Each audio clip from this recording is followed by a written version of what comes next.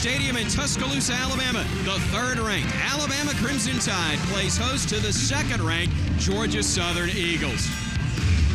Welcome to Tuscaloosa, everybody. I'm Chris Stewart. So glad to have you with us here on Crimson Tide Pay-Per-View. Well, this time yesterday, the storyline really was two top three teams in their respective divisions squaring off against each other. Georgia Southern, number 2 in the nation in the football championship subdivision, against the third-ranked Alabama Crimson Tide. But Oklahoma State's loss last night certainly has put a change on things. As we take a look at the BCS standings, Oklahoma State was number 2, but their loss to Iowa State last night in Ames certainly changes the looks of things. LSU number 1, Alabama with an excellent chance to move up to number 2 if they can get a victory here today. And as I bring in my broadcast partner, former Alabama quarterback Tyler Watts, tell you what, the rumor is that there's a new adopted sister city for Tuscaloosa, Alabama, and that's Ames, Iowa, because they set off quite a celebration in T-Town last night. They really did, and what's so amazing is the fact that it took former Auburn assistant football coach, Coach Rose, and the Iowa State Cyclones knocking off Oklahoma State, and all these Alabama fans were pulling hard and heavy for the Cyclones last night.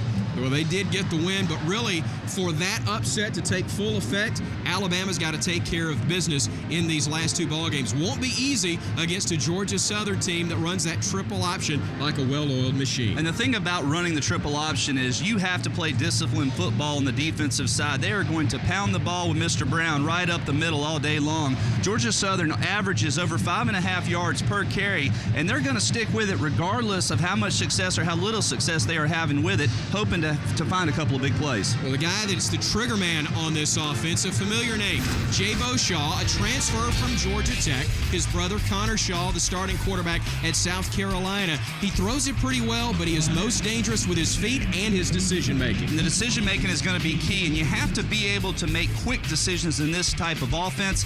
But I don't think that Mr. Shaw has seen a defense quite as quick as Alabama. And for Alabama, it obviously starts with their defense. Top 5 in every category in the country. But really on the offensive side, the guy they lean on heavily will be Trent Richardson, the Heisman Trophy candidate at running back. And I think that he's back in contention for the Heisman Trophy as well, averaging about 120 yards per game for Alabama. He's so versatile, though, coming out of the backfield as well with the passing as well as running between the tackles. It's going to be fun. Alabama and Georgia Southern here in Tuscaloosa. We will have the kick when we come back right after.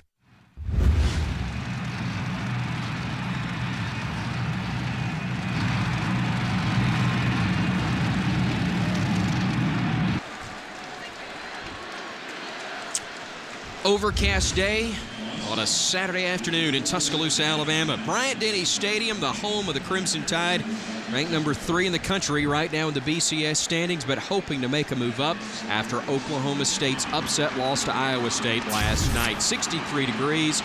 Again, quite a few clouds in the area.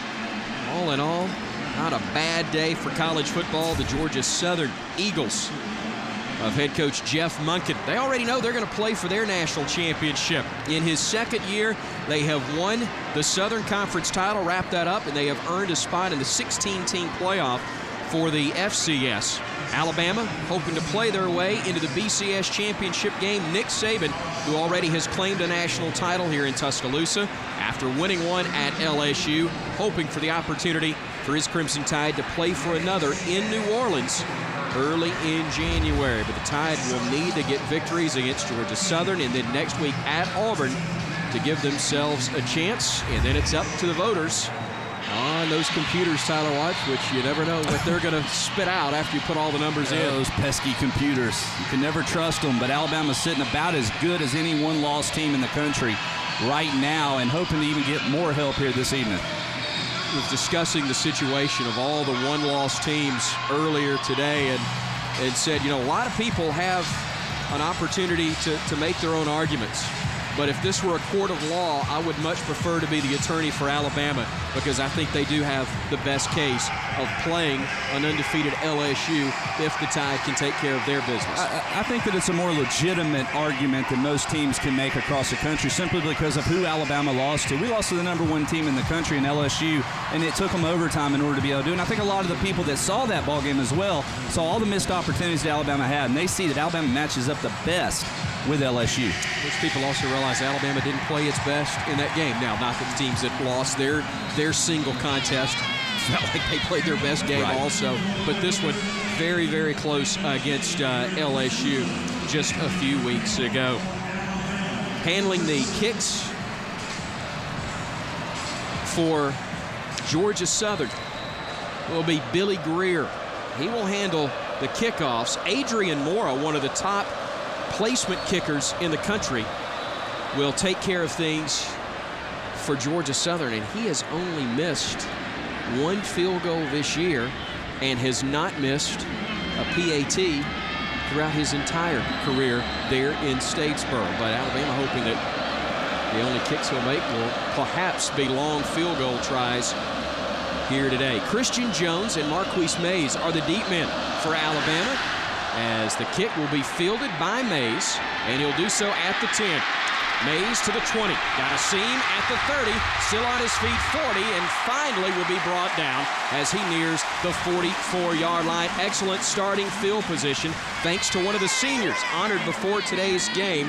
34 yards on the return by the Tarrant native, Marquise Mays, and Alabama will look a little different on the offensive front. We'll talk about that as we go along. But A.J. McCarron, the sophomore, Nick Saban asked Thursday night during his radio show who has made the most improvement from day one, and he pointed to his sophomore quarterback from Mobile. And that's saying a lot, too, because, I mean, this is a heated battle in the spring and over the course of the summer, and A.J. wasn't even named the starter until about the second game of the season.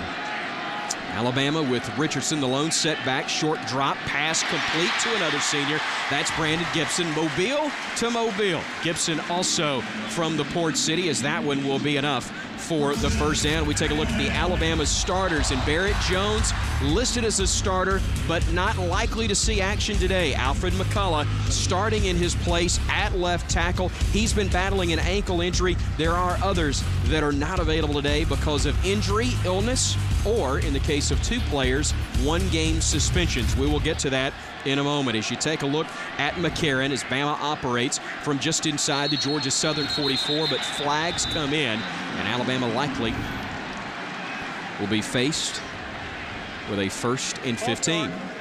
Number 61 of the offense, 5-yard penalty, first down.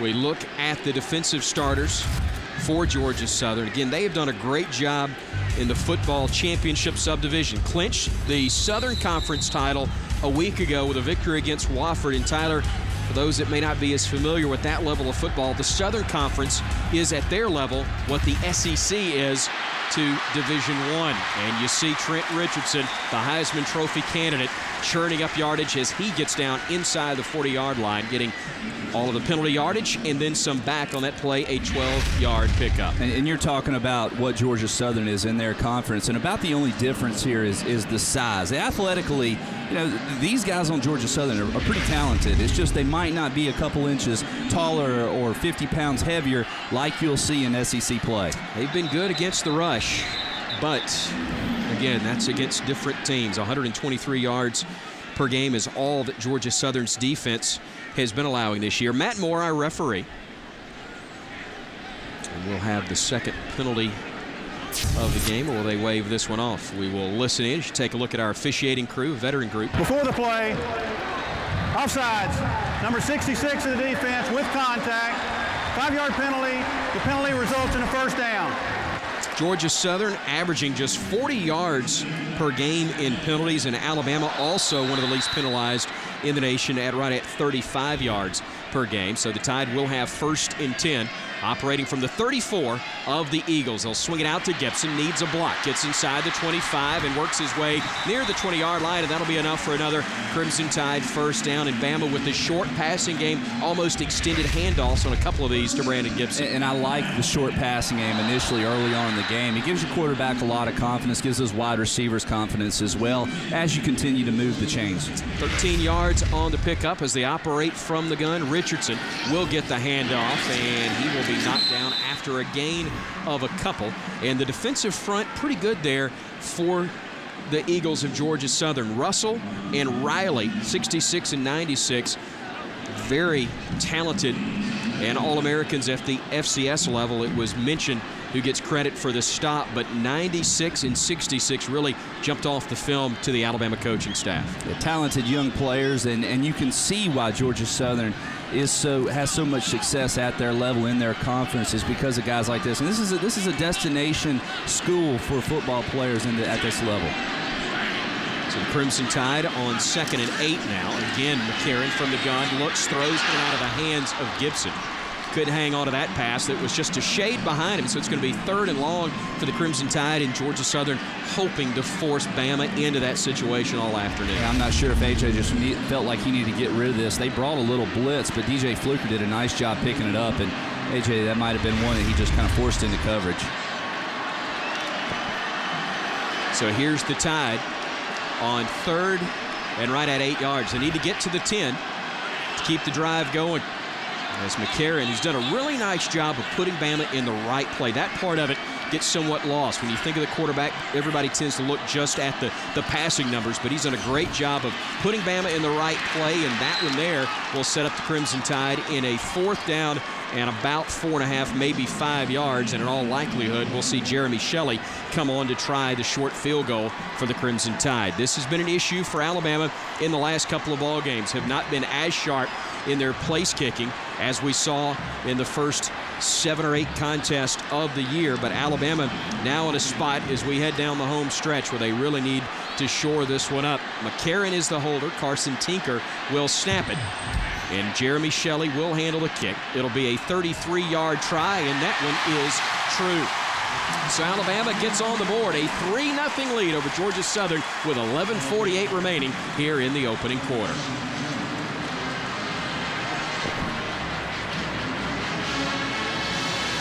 Tyler, Alabama obviously would prefer to punch it in right there, get the 6 points, but from a mental standpoint, maybe just as important to go ahead and get a field goal kicker to boot one through, get a little more confidence in that part of the game. Some points are better than no points. That's the old adage. But this has been an area of the field that the Alabama offense, especially the last 3 games, has really bogged down and not had that much success. They get inside that 30-yard line, they just don't seem to have it anymore. Not able. You saw the missed pass by A.J. McCarron.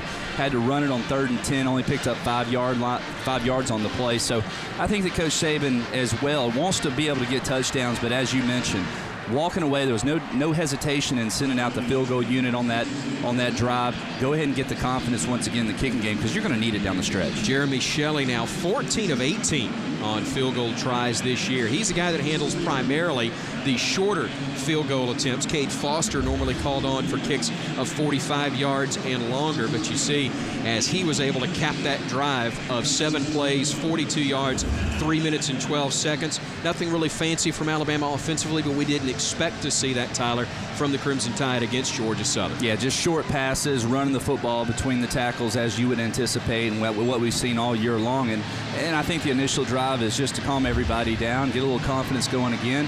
Now it's the defense's opportunity. How are you going to respond to this type of offense with the triple option attack? Get off the field, get the offense back on there so we can start opening it up and put some points on the board. And the formula really no difference in this game for the Crimson Tide on offense than any other. Wear down the opposition, different ways of doing that. People tend to think of just pounding it between the tackles, but Bama able to utilize its speed somewhat on the corners. They are, and you've seen a couple of different faces simply because you got a couple injuries. Jones is out, Hanks is out. That's given other guys an opportunity to get out on the field, and I like how we went right to Gibson. First couple of passes right to him, get his confidence up because you might depend on him next week versus Auburn. High school and college, you ran a lot of different systems. You know the option very, very well, though. Talk about the pressure that's put on the Alabama defense with what they're about to face. I've never had to defend the triple option. I've just gotten my rear end handed to me running the triple option. I can tell you more about what Jabo Shaw is about to experience than probably the Alabama defense. When you look at the assignment for the first 10 weeks of the season, Jeff Monken told us earlier this week on a conference call, he said, look, you're asking defensive ends to rush the passer for 10 straight weeks. Now you're telling them to pinch in defensively. That's a different mindset. So playing conservative and assignment football defensively, definitely a key for the Tide, as LaRon Scott will field that one and make his way up across the 25-yard line.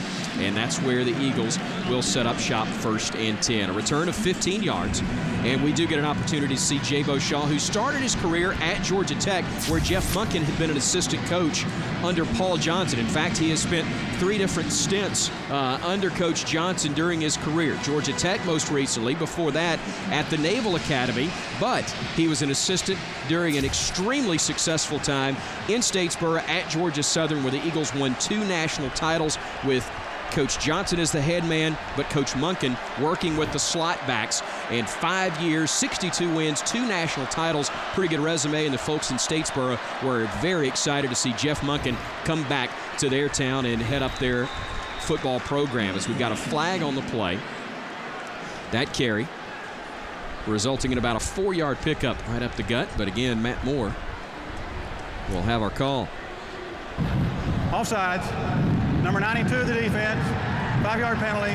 Replay, 1st down. That'll be flagged on the Crimson Tide's Damian Squares. We take a look at the starters across the front. And again, they will be outmanned by a very large number across the board. That's on offense and defense along the front, but very quick linemen offensively and defensively for Georgia Southern. And when running this style of offense, you can be shorter, smaller, as long as you are quick. You can get a hat on a hat and just create that little seam as all these running backs are looking for. The eye set for the Eagles as they'll have another man in the backfield. The option and the pitch coming to the near side.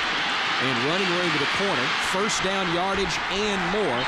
That's going to be Jarrett McKinnon picking up big yardage as Alabama stopped the quarterback, but able to get rid of that pitch in time to pick up 30 yards on the play. And we talked about quick decisions for Shaw were going to be key, and could Alabama force him and not having enough time to make those decisions? You saw how quick that play developed, and Shaw responded, pulled it out of the belly, and pitched it out quick. So 1st and 10 for the Eagles. They are in Alabama territory at the Crimson Tide 44-yard line. This offense amassing 320 yards per game on the ground, through the air another 112, so they keep you honest with their passing game, but there's no question most of their damage is done on the ground. And speaking of damage, they give right up the gut, and Dominique Swope getting clocked right there. A gain of a couple, perhaps, as we take a look at the Alabama defensive starters again.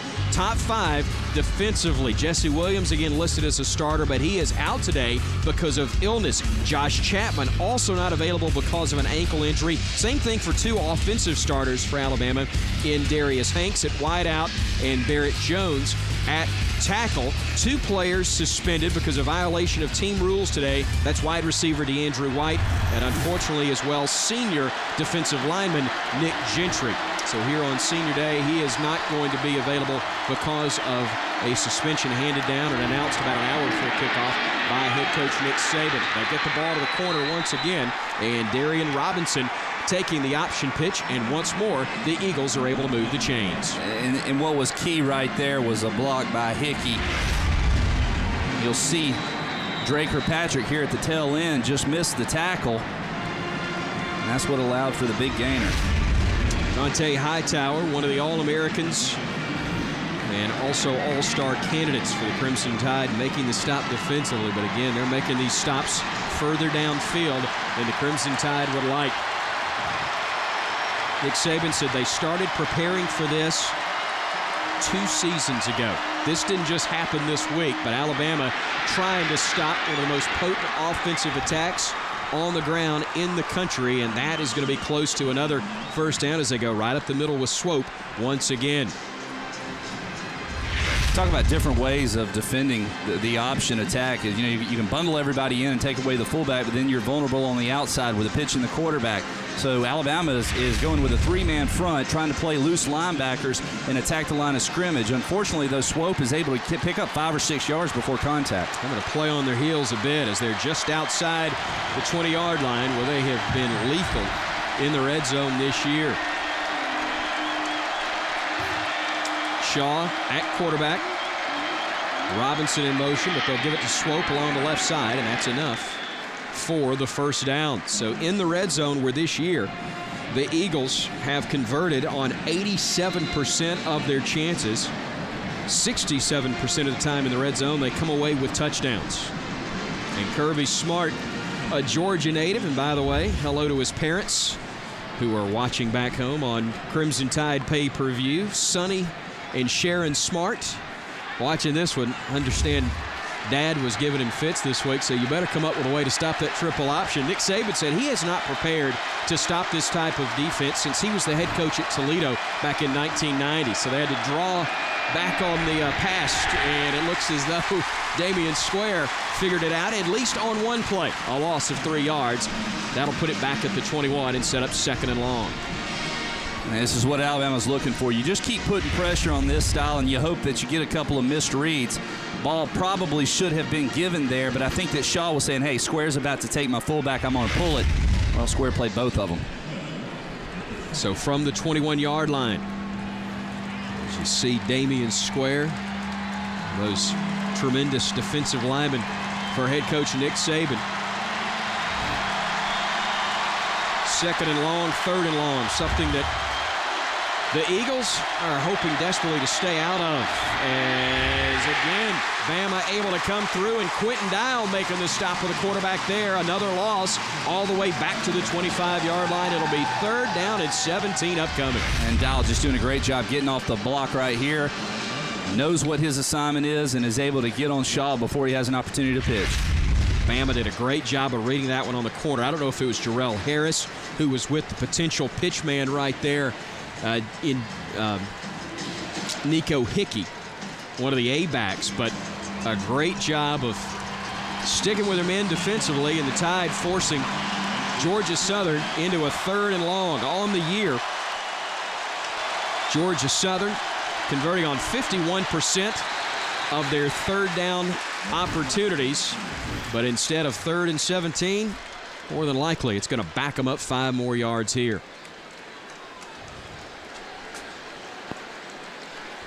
Matt Moore, a busy man in the opening quarter. Number 77 of the offense. 5-yard penalty. 3rd down.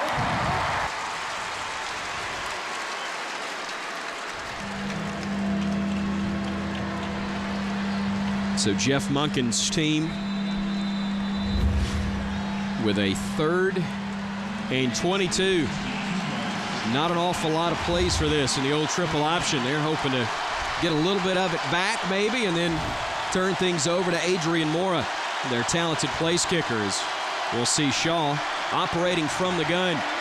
That 1st down marker all the way inside the 8. They'll try to get a little of it back going to Swope, and he'll make his way to the 25, but that is where he will be brought down, and we will indeed see Adrian Mora come into the game. He has been outstanding really throughout his career. 12 of 12 on field goals. He has also been perfect on PATs throughout his career. This will be a 42-yard try where he is 2 for 2 in this range, but that one's going to be blocked. Kirkpatrick will scoop it up, and it'll be a foot race. And my money's on 21. Touchdown, Alabama. Dre Kirkpatrick scooping it up, going 55 yards after the block, and Alabama with a 9-0 lead. It looked like, I believe it was Hightower right up the middle. Right. It was a huge surge right up the middle over the center, but I believe it was Hightower that batted away with his left hand. He may not be a mountain, but he ain't a molehill either. Mount Cody with one of the more famous blocks in this stadium over the last couple of years. But Hightower with a big one. Do we give him an assist as well as a block? Jeremy Shelley booting that one through, and boy, what a turn of events for Georgia Southern.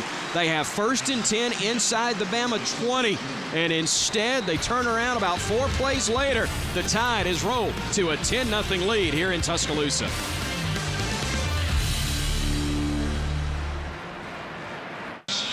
For the first time all season, Adrian Mora has a field goal attempt blocked.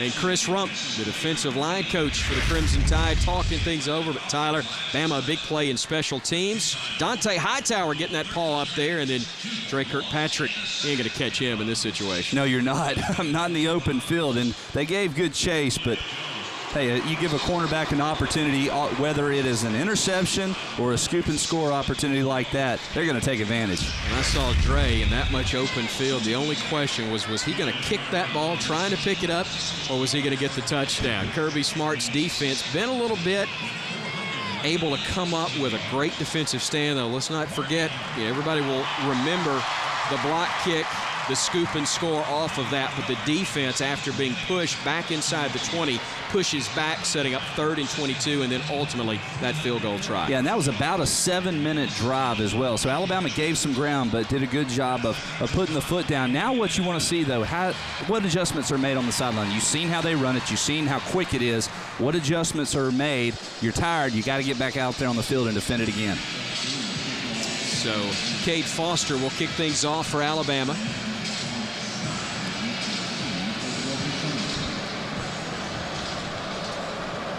Again, the deep men for Georgia Southern. Ron Scott actually will be the one to field this one from his 7-yard line to the 15 to the 20, and is going to be ridden down as he gets across the 26-yard line. Stop made for the Crimson Tide there. Good job in special teams on the part of Kelly Johnson. Alabama's special teams has had an awful lot of opportunities to go in kick coverage, as the injured player being helped off the field is actually going to be Will Lowry, I believe. See that sleeve there on his right knee, and I don't know if he got twisted up or what, but he's definitely favoring that side. That's this is one of those games where you want to win and you just don't want to lose anybody.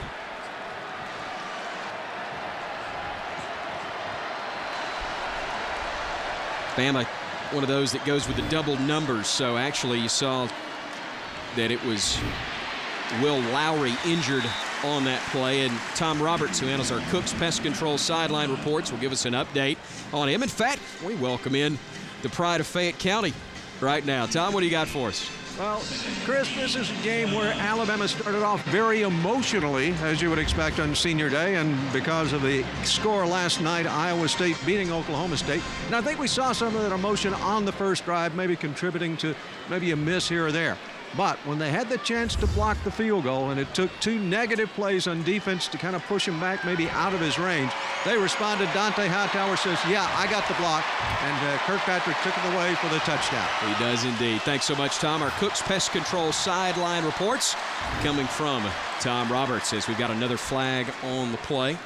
And it looks as though delay of game will be the signal. Part of the snap, play a game. Number 14 of the offense, 5-yard penalty. Second down. Jeff Munkin's team again has done a nice job of avoiding penalties by and large this year, averaging just 41 yards in penalties on the season, but that's about the 3rd or 4th already that they've had to deal with as we take a look at Jabo Shaw, who's had, again, a really nice career. He has started 10 games in his Georgia Southern career. Again, not a great passer, but a very good engineer of the offense, as he's going to be brought down to the play. And I said Jesse Williams wouldn't be available because he was ill. He got well apparently pretty quickly. He's in on the stop. We've seen, because of a couple of guys' injuries, illnesses, whatever the situation be, especially on the defensive side, seen a couple of new faces we hadn't called out all year. Brandon Ivory on the previous drive. did a good job coming in. So that depth is starting to kind of build. Coaching staff's feeling comfortable putting some guys we have not seen to this point out there on the field.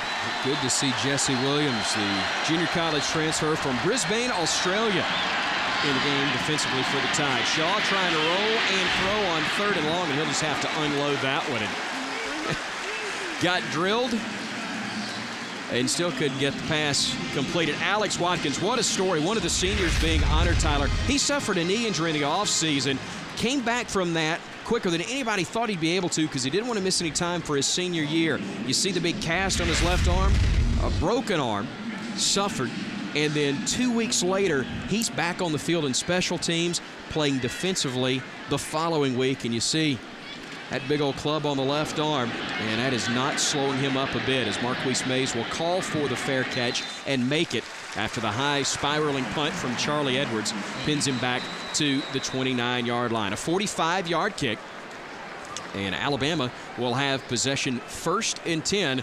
2:58 remaining in this opening quarter of play and leading by a score of 10-0 over Georgia Southern.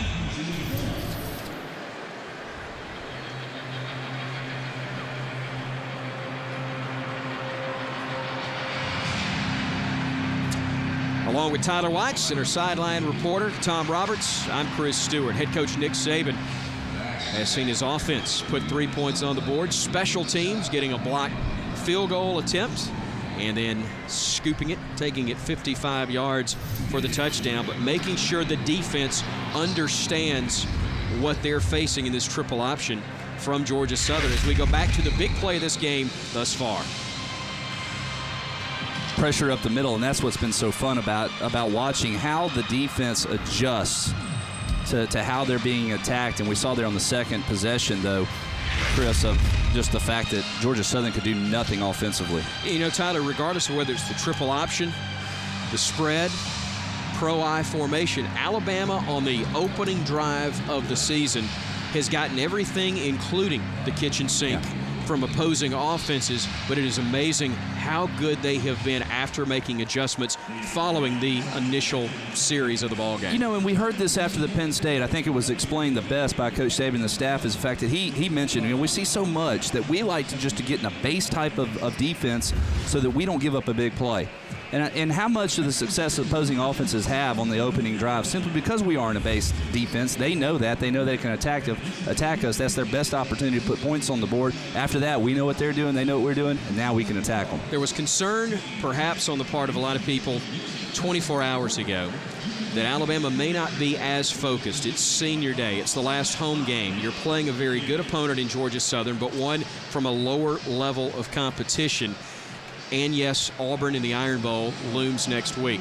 But after Iowa State pulled off the upset against Oklahoma State, I think that completely went out the window. Alabama now back in control of its own destiny in terms of the BCS title game. Not the SEC championship, but the BCS championship matchup. They know they've got to come out and take care of business. Yeah, and I think that gave them a little boost in their steps, so to speak.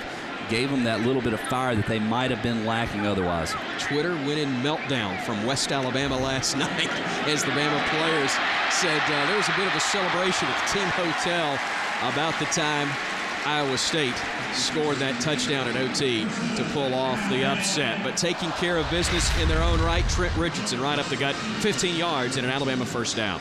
And just a little draw play right up the middle, but you can see wide receivers getting in there. Norwood doing a good job getting up on the second level. The Heisman Trophy candidate averaging almost 6 yards per carry and 120 yards per contest for Nick Saban's Crimson Tide.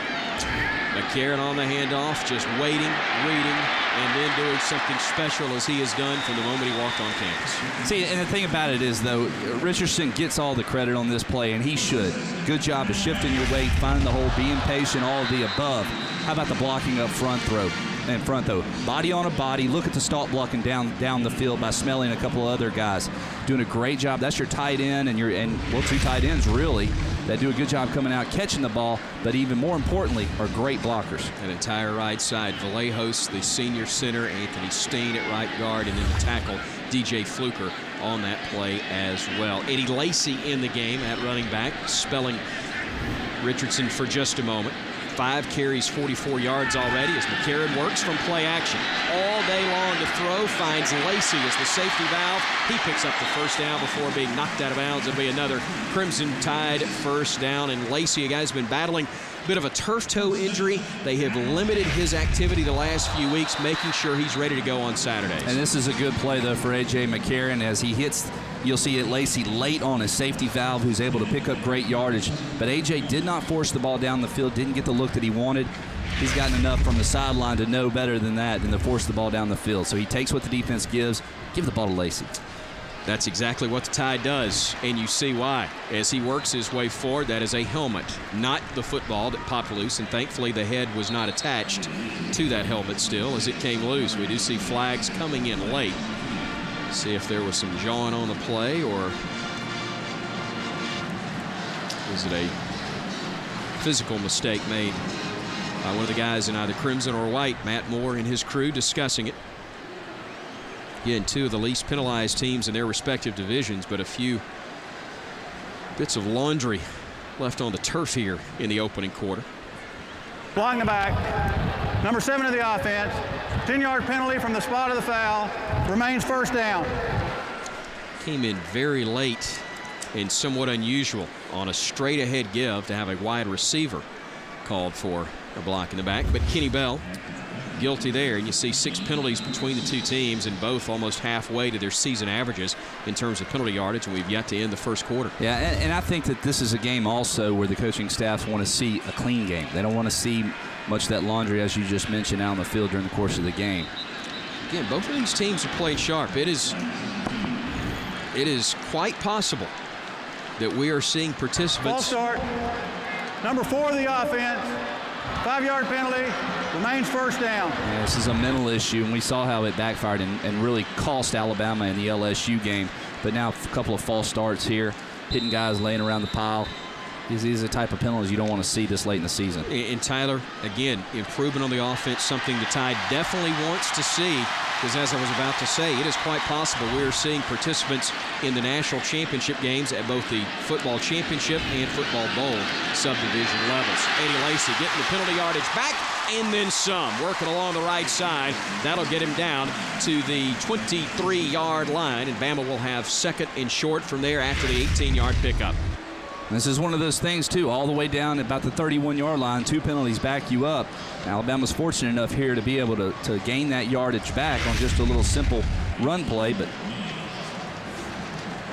not the type of errors that you want to see. Chris Underwood in at tight end on the right side. Your H-back is Smelly, but the give goes to Lacey once more. It's spinning, which has become a signature move of his for that first down and more. He'll get down inside the 20 to the 16-yard line. 1st and 10, Alabama from there, as the opening quarter of play has come to a close. Not a bad start for Alabama.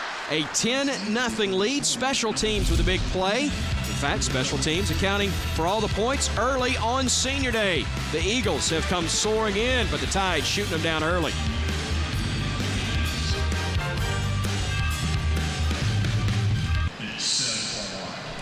A 10-0 lead for the 3rd-ranked Alabama Crimson Tide here at home over the Eagles of Georgia Southern. A field goal from Jeremy Shelley, and then a blocked field goal on a scoop and score from 55 yards out on the part of Dre Kirkpatrick, giving the Tide the lead along with Tyler Watts. I'm Chris Stewart. Glad to have you with us here on Crimson Tide Pay-Per-View. When we take a look at the time of possession, more than likely dominated by Georgia Southern. That's all right with Alabama as long as they've got that lead in the ballgame. It's kind of a concern because they took about 6.5, 7 minutes on that opening drive, went down the length of the field, but blocked field goal resulted in a touchdown for Alabama. But then, as we mentioned, 3 and out on their next possession. Alabama just hasn't had that many opportunities on the offensive side. That's why you're seeing the time discrepancy. You will see that, and that's why you need to take full advantage of those offensive series. You won't get a lot against Georgia Southern. Bama did get 3 on its first drive, and they're marching inside the red zone on this one. And this is important. This is an area where it's been of concern the last several weeks, and there's got to be a point of emphasis of either being able to run the football or take your shots down the field inside, just outside the red zone, but you got to be able to get touchdowns as opposed to field goal opportunities. Jim McElwain, the veteran offensive coordinator, a part of so many victories in his time here, part of Nick Saban's staff. There have been some times where there's a week or two, but Tyler, over the course of a 12 to 15 game or 14 game season, that's going to happen. Making sure you minimize those and find a way to win even when you're not at your best. So very important, as you see Coach McElwain there to your left with Burton Burns on the other side. And that's what you try to continue to coach your guys up, because 9 out of 10 times you get in this area, it's not play calling, it's execution.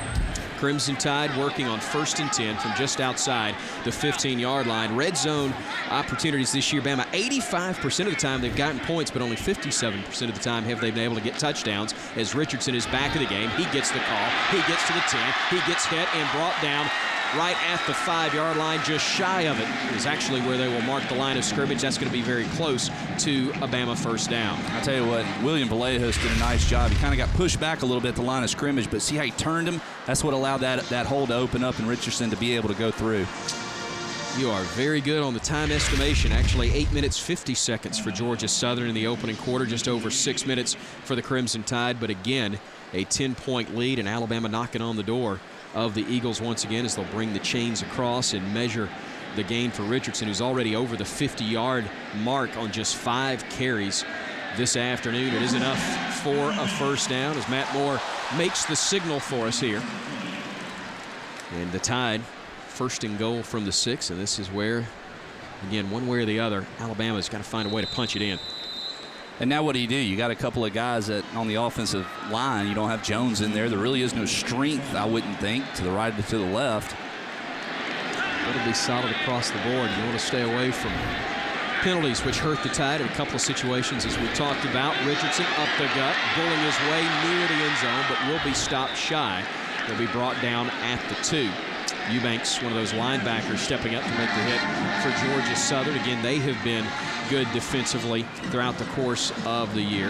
And Olbeck also stepping in to help out on the play. Again, defensively in red zone opportunities, they have held the opposition to just 53% touchdowns. 63% of the time Jeff Monken's squad has allowed points at all. Mays the wide out to the near side. Kenny Bell up top. Boy, you've got a full load of beef up there on the offensive front, but they cannot clear a path, and Richardson is going to be brought down. A number of guys there. Minchin, Rowe, among others. You see Riley and Westbrooks also helping out of the play, but Bama going backwards, which is not at all what they wanted to see, and now faced with 3rd and goal back at the 4-yard line. Yeah, and this is kind of the mentality of a lot of people of, hey, get inside the 3-yard line, just pound it, pound it, pound it. We're stronger, we're bigger, we can move guys out of the way. Sometimes there's more numbers than you can potentially block, and you get a shooting linebacker like what we just saw, it can cause some problems there in the backfield.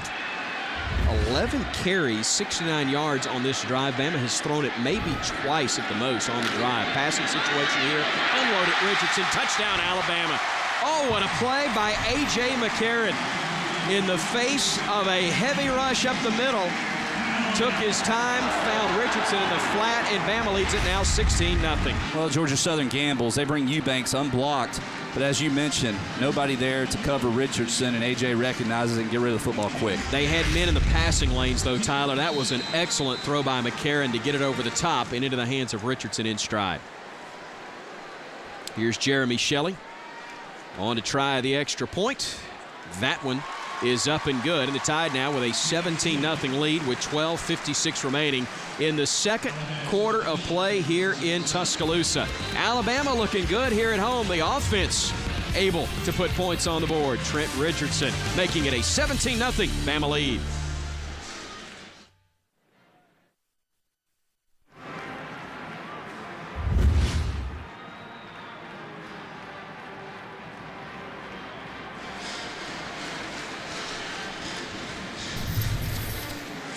Nick Saban talking things over with his offense.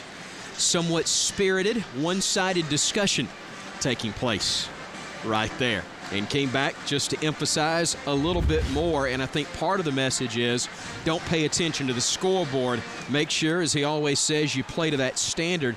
They want to improve. They've got to improve if they want to accomplish their goals down the stretch. And I could be completely wrong, but I think that his concern is more on what's happening pre-snap. The mental mistakes, the penalties that potentially could have cost Alabama. Yeah, they're able to overcome it, But as you mentioned, if you're playing to a standard and you're trying to play for perfection, those are the type of things that, it's just not characteristic of this football team. And we've seen too much of it in the last 2 or 3 weeks. Let's check in with our Cook's Pest Control sideline reporter, Tom Roberts, who's got a pretty good visitor with him. Yeah, Chris, D'Amico Ryan's here with us, and you were just out on the field. They were paying tribute to you for what you've done since you left the University of Alabama. Always nice to hear the cheers of a Bama crowd, isn't it? Oh, yeah, always nice. Really miss, being in this stadium, playing here, hearing our fans. Feel like we have the best fans in the world. And they're cheering a pretty good football team. What's your impression of this year's Crimson Tide? It's, nothing different from, the Crimson Tide in the past, playing great defense, running the ball. It's great to watch the defense go out and work. They make a lot of big hits, a lot of big-time plays, so I definitely enjoy it every time I get a chance to watch. And it's always nice when you get a special teams play like the blocked field goal return for a touchdown. Oh, yeah, that's huge. Change the momentum of the game. Offense goes down, put points on the board. Trent Richardson, you and I were chatting about it a moment or so ago. He's not a guy you really want to play against, is he? Nah, that's a strong guy running the ball. Trent always has great balance, strong runner, and he's been great. Well, all right, thanks a lot for what you did here and since. So thank you. D'Amico Ryans. Chris? Thank you, Tom, and thank you, D'Amico. And, he's talking about getting the cheers of the Alabama fans, 101,000 plus. Here again at Bryant-Denny Stadium. I cannot remember who it was, but an Alabama football player drafted goes to his new city at his initial press conference. It was Sean Hanna, and he was asked what it was going to be like to play in front of about 60,000 fans every day, how he would handle it. And he said, I guess I'll have to get used to playing in front of crowds that small. You play in front of the biggest, loudest, and best fans in America when you play for the Crimson Tide, as this kickoff will be fielded by LaRon Scott, and he'll be tripped up shy of the 20-yard line. Hardy Buck, one of those tremendous young men on Nick Saban's team. Great special teams player, making the stop there after about a 20-yard return. That one fielded 2 yards deep in the end zone. But Kelly Johnson and Hardy Buck, part of the special teams. Those guys and their roles so very important. I think Tom referred to them as special teams specialists themselves. A lot of times you'll see guys that play defense or offense on special teams. Those are young men that primarily see their action in special teams. They take great pride in it, and its importance can't be overstated, as Bama gives up a big play along the right side to Swope, and Bama trying to catch him in a foot race. Lester gets knocked down, and just like that, Georgia Southern is on the board. 82 yards. Dominique Swope goes on the option right side, and that's why you can't rest against the Eagles and their triple option. And that was just the dive right up the middle, and you kept thinking, all right, where's the safety help? Where's the speed guys in the secondary going to run him down? That look says it all. And that's the thing about it. If everybody's playing assignment football, sometimes you're running yourself out of the play because you're dependent on the other guy taking away the dive. Charlie Edwards, the holder. Carter Jones will handle the snap, and Adrian Mora, who has never missed a placement in his Georgia Southern career, will boot this one through. And the Eagles right back in it. 17-7 your score. And where was the breakdown here, Tyler? It's hard to say. Was it Watkins that just didn't make the tackle, didn't take the dive? Kirkpatrick late coming over as well. But you got to give credit to them. Maybe a guy like Bryant, who's an A-back down the field making blocks. Watch right here. Oh, it was actually Pagan, Jeffrey Pagan. Yeah, freshman, true freshman out of the state of Georgia, who got caught watching the paint dry on that one. Yeah, kind of stepped up and didn't really know what to do. That's what we talk about. Hey, a young guy getting an opportunity. Though sometimes you learn best when something negative happens. So now he can come over, regroup his things, get back out there, and not make the same mistake. Alabama has been among the nation's best, in fact, leading the country in the top 5 defensive categories. Among them, points per game allowed. Alabama allowing, on average, 7.1 points per game. Georgia Southern hitting that number with 12:36 to go in the first quarter. So the Tide's attention has once again been grabbed by the visitors from Statesboro, Georgia. As Billy Greer will come on to kick off.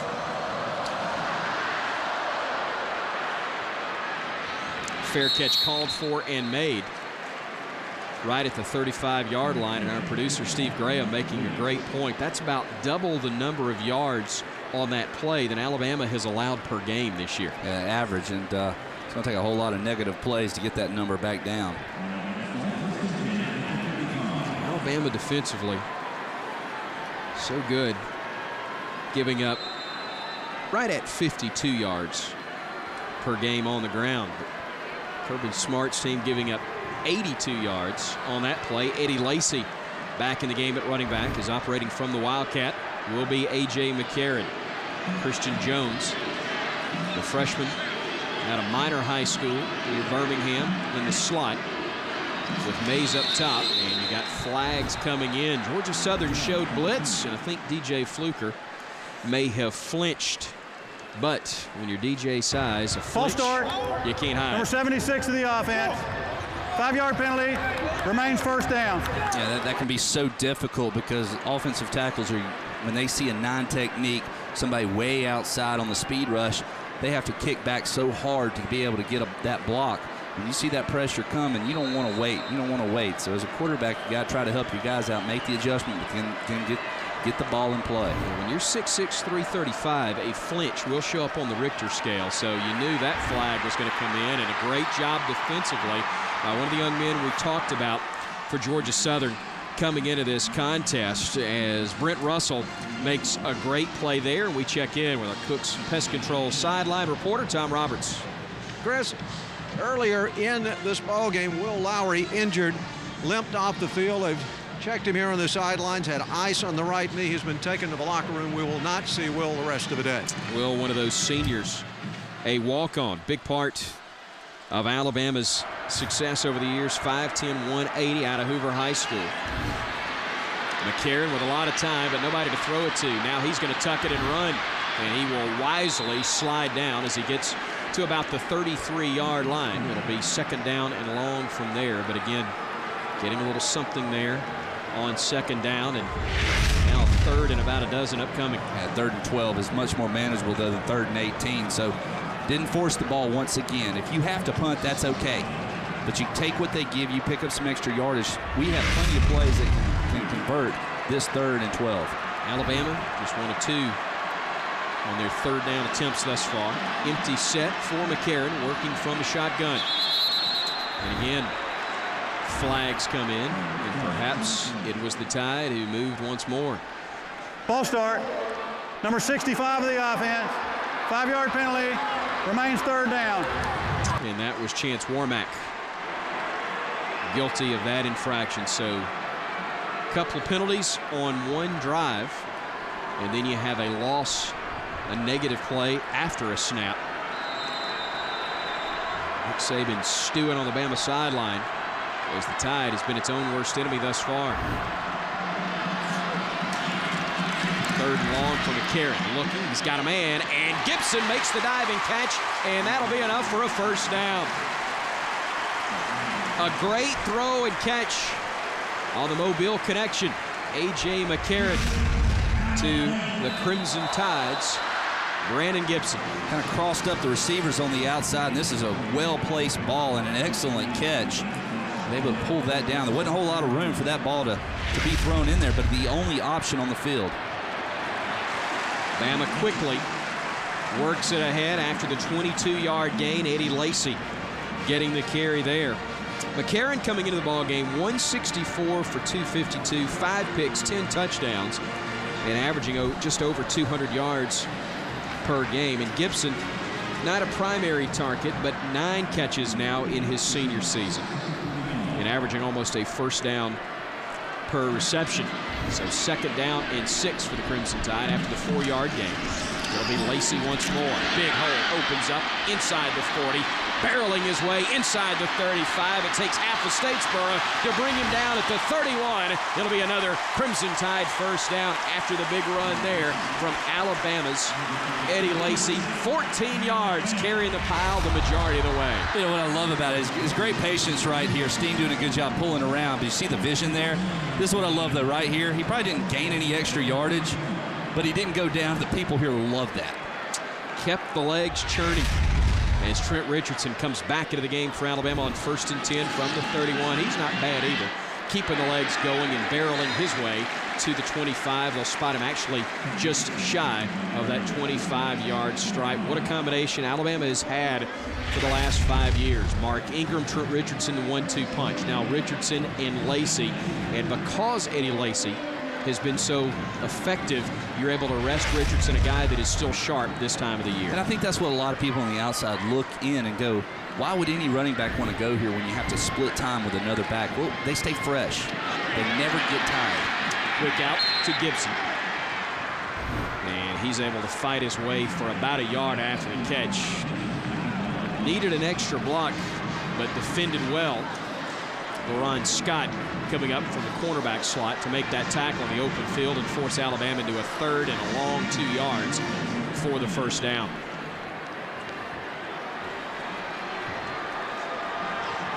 Kevin Norwood in the slot to the top of your picture there, along with Gibson. The handoff to Richardson. He's got a first down right to the 20-yard line. They'll spot him there, and Bama will have 1st and 10.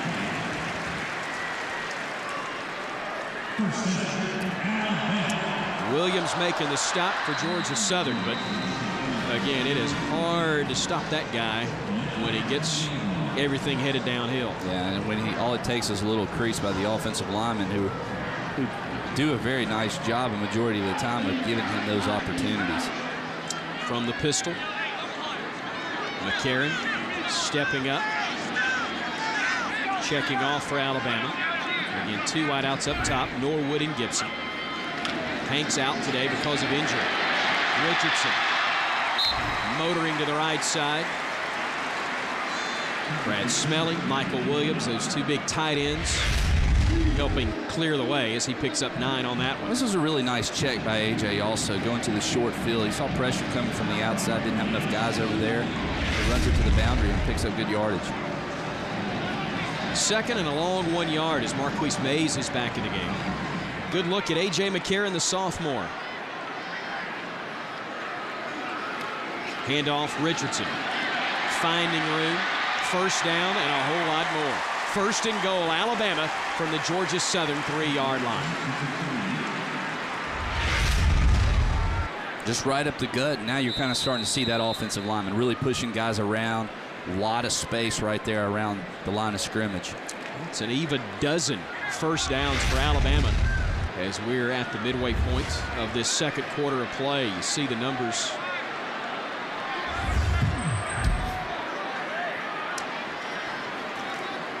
Richardson to the goal line. Did he get in? Not yet, say the officials. He got awfully close. Sniffed at it, but apparently did not break the plane of the goal line as we take a look at it from our low-level angle. You see Chris Underwood in there. I believe this was a good call. I'm not sure that the ball ever crossed the plane. No, you're exactly right. Can't fault him, though. He's fighting about 5 guys. 2nd effort. Got him about a foot out.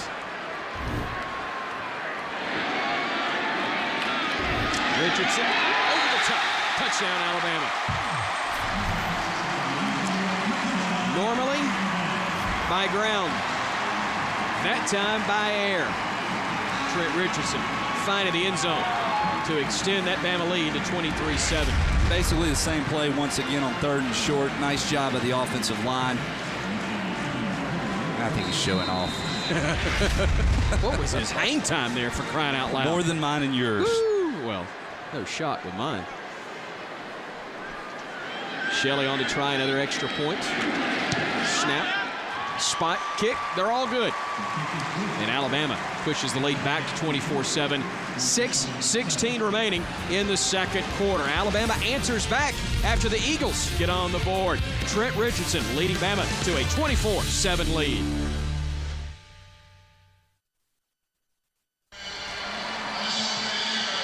Alabama pushing the lead back to 24-7. Trent Richardson capping a drive that covered a dozen plays, 65 yards. Bama chewing a little time off the clock as well. He goes airborne from a yard out to give Alabama a 24-7 lead, and getting the crowd into this one once more at Bryant-Denny Stadium. And some great fans down on the field right now with our Cooks Pest Control sideline reporter, Tom Roberts.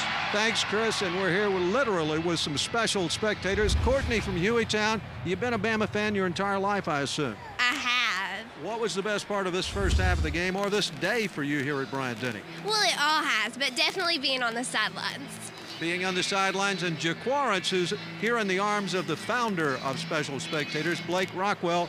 You had a good day, Jaquarance? Yeah, it's fun. Yeah, I think he has. Blake, Special Spectators, truly a special group, and you founded it. What's the goal of this group?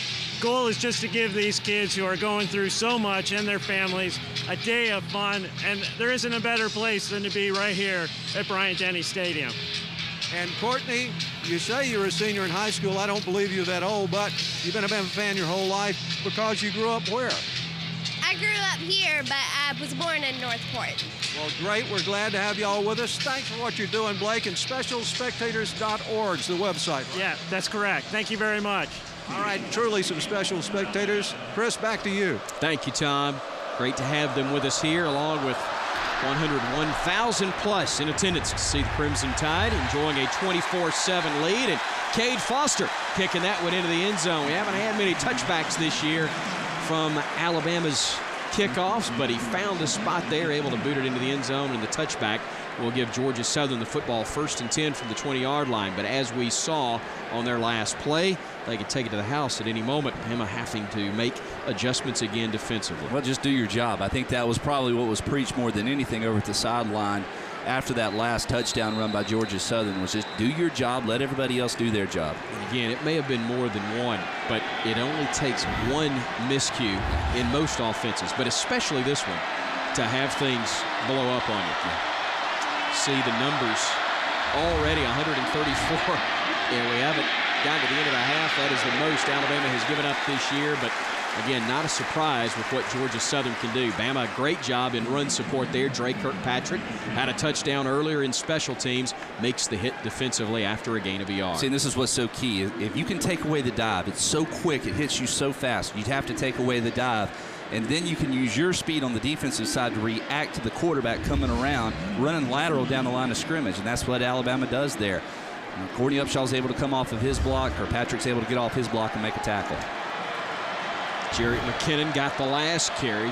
Dominique Swope is the setback right behind quarterback Jabo Shaw.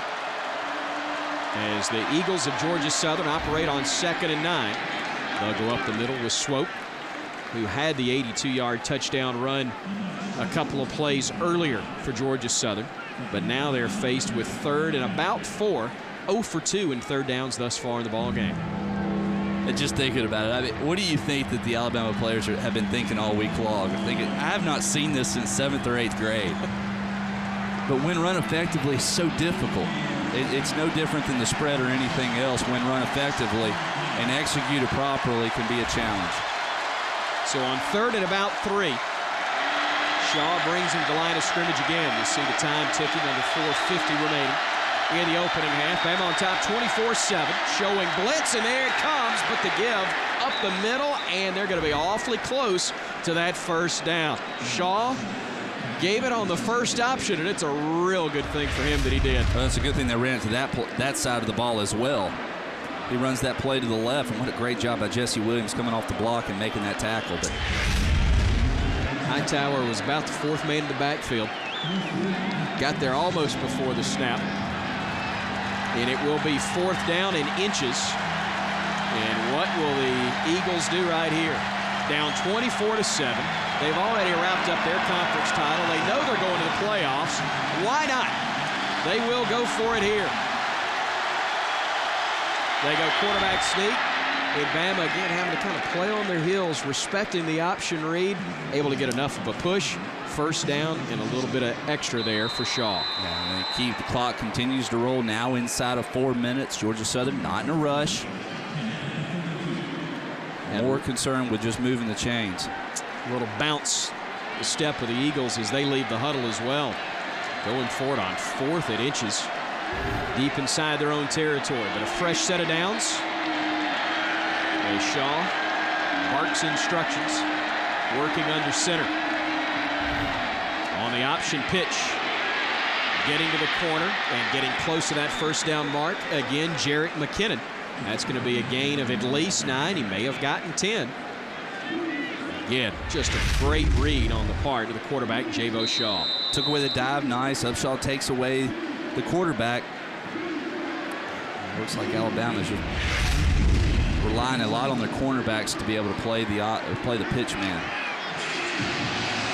And you got to be careful because if you start shooting safeties up the field to take away the pitch, next thing you know, Georgia Southern will fake the option route and throw it downfield. And they can do that. And that's where Coach Monken told us that they're most effective. When teams start to just sell out completely against the run, play action can be very effective for them. They do go on the pitch again, and they'll pick up 7, 8, 9, maybe 10 once more. McKinnon, again, having his number called.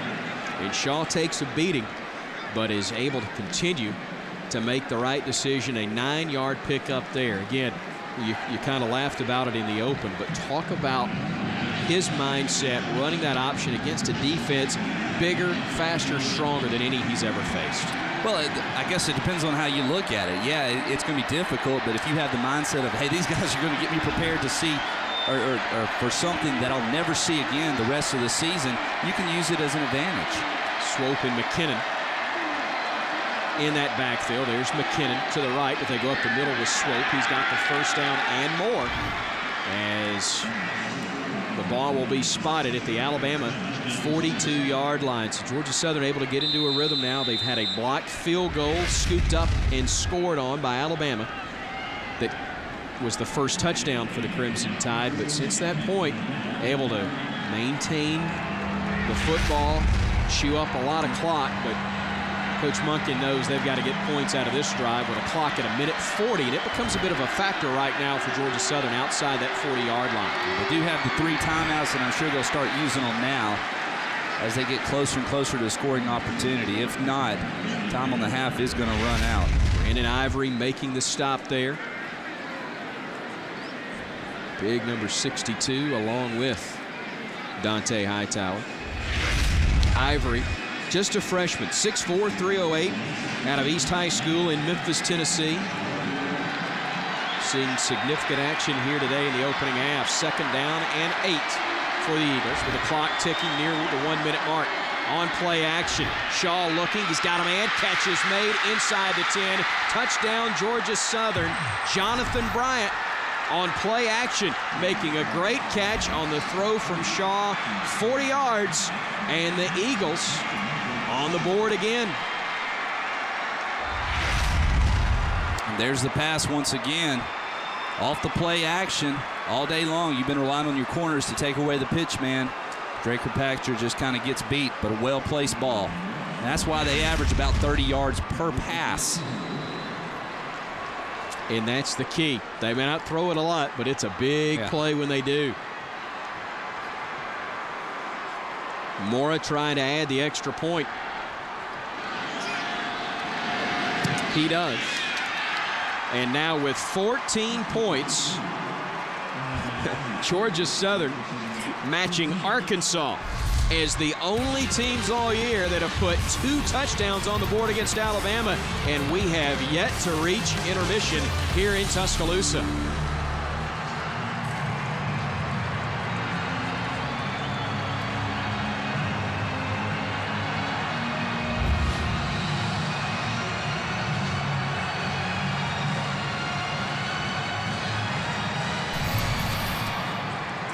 Well, Penn State scored just 11. Florida only 10. Ole Miss, Tennessee, 7 and 6 respectively. Even top-ranked LSU could only score 9.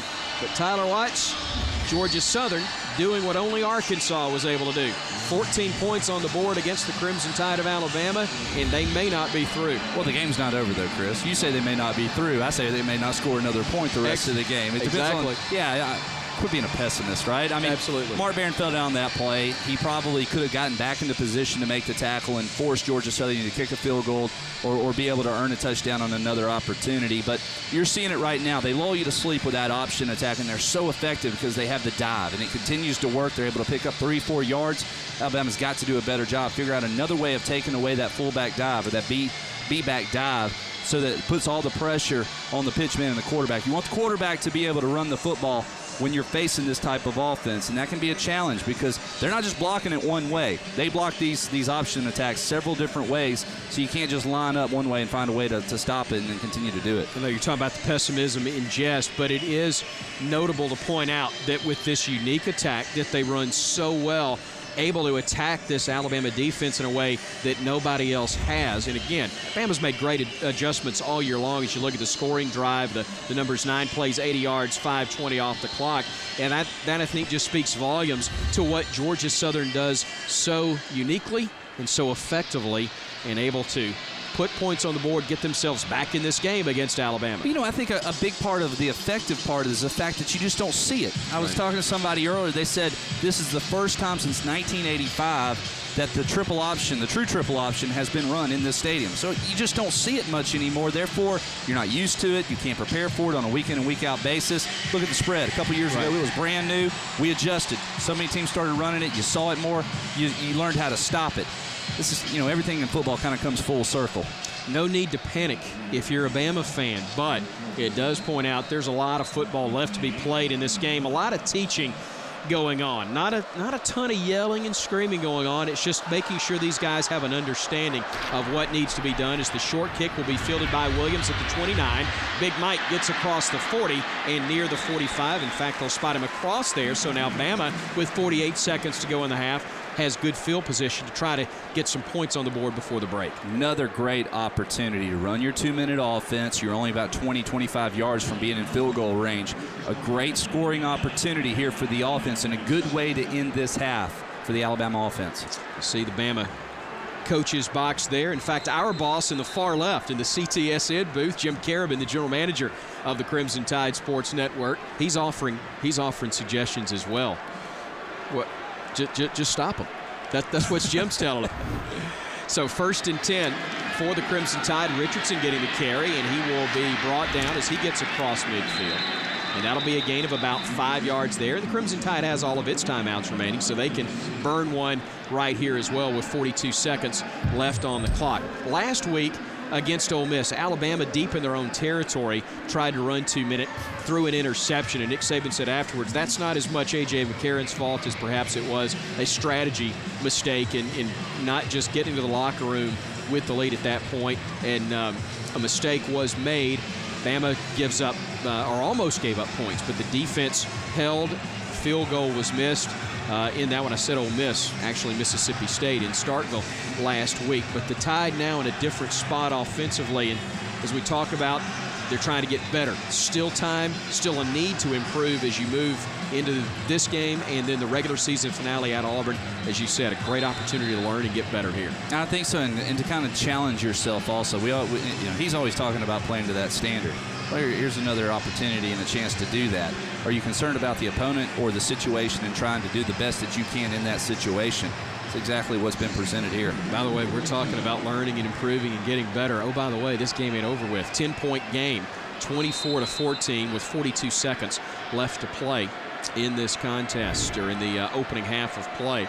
Bama trying to add to its lead. Mays across the middle, and he's going to pick up the first down. That'll stop the clock momentarily with 36 seconds remaining. I was afraid for a moment he is going to run back behind that first down marker, but Mays does indeed get the first down. They'll start the clock, and it ticks down to 30 seconds as the ball is snapped. McCarron to the near side. That's Smelly, and he will get all he can, and then it steps out of bounds at the 30-yard line. That's enough for the first down. It stops the clock again. You get to keep those timeouts in the hip pocket with 26 seconds to go. 2 timeouts allows you to work the middle of the field, and A.J. McCarron knows where his guys are, sees the spacing, gets it out to Smelly. You save a timeout like you mentioned. Now you only need about another 5 yards for the field goal, but I think Alabama's thinking bigger than that. 11 yards on that game. Again with 3 wideouts. Richardson and Smelly there on either side of McCarron, who operates from the gun. Looking right, nothing there. Now he's just going to have to throw it away and stop the clock with 21 seconds left to play in the first half. Saved yourself a little time. Didn't take the sack. Still a lot to work with from the 30-yard line in 21 seconds. 2 timeouts still left. Yeah, at least 3 plays, possibly even 4 if you're smart with the clock, but plenty of opportunities here. And I think as importantly, though, you want to see your guy make some plays, but you want to see him take care of the football also. Saw Jim McElwain on the left, and running backs coach Burton Burns to the right, and McCarron from the empty set.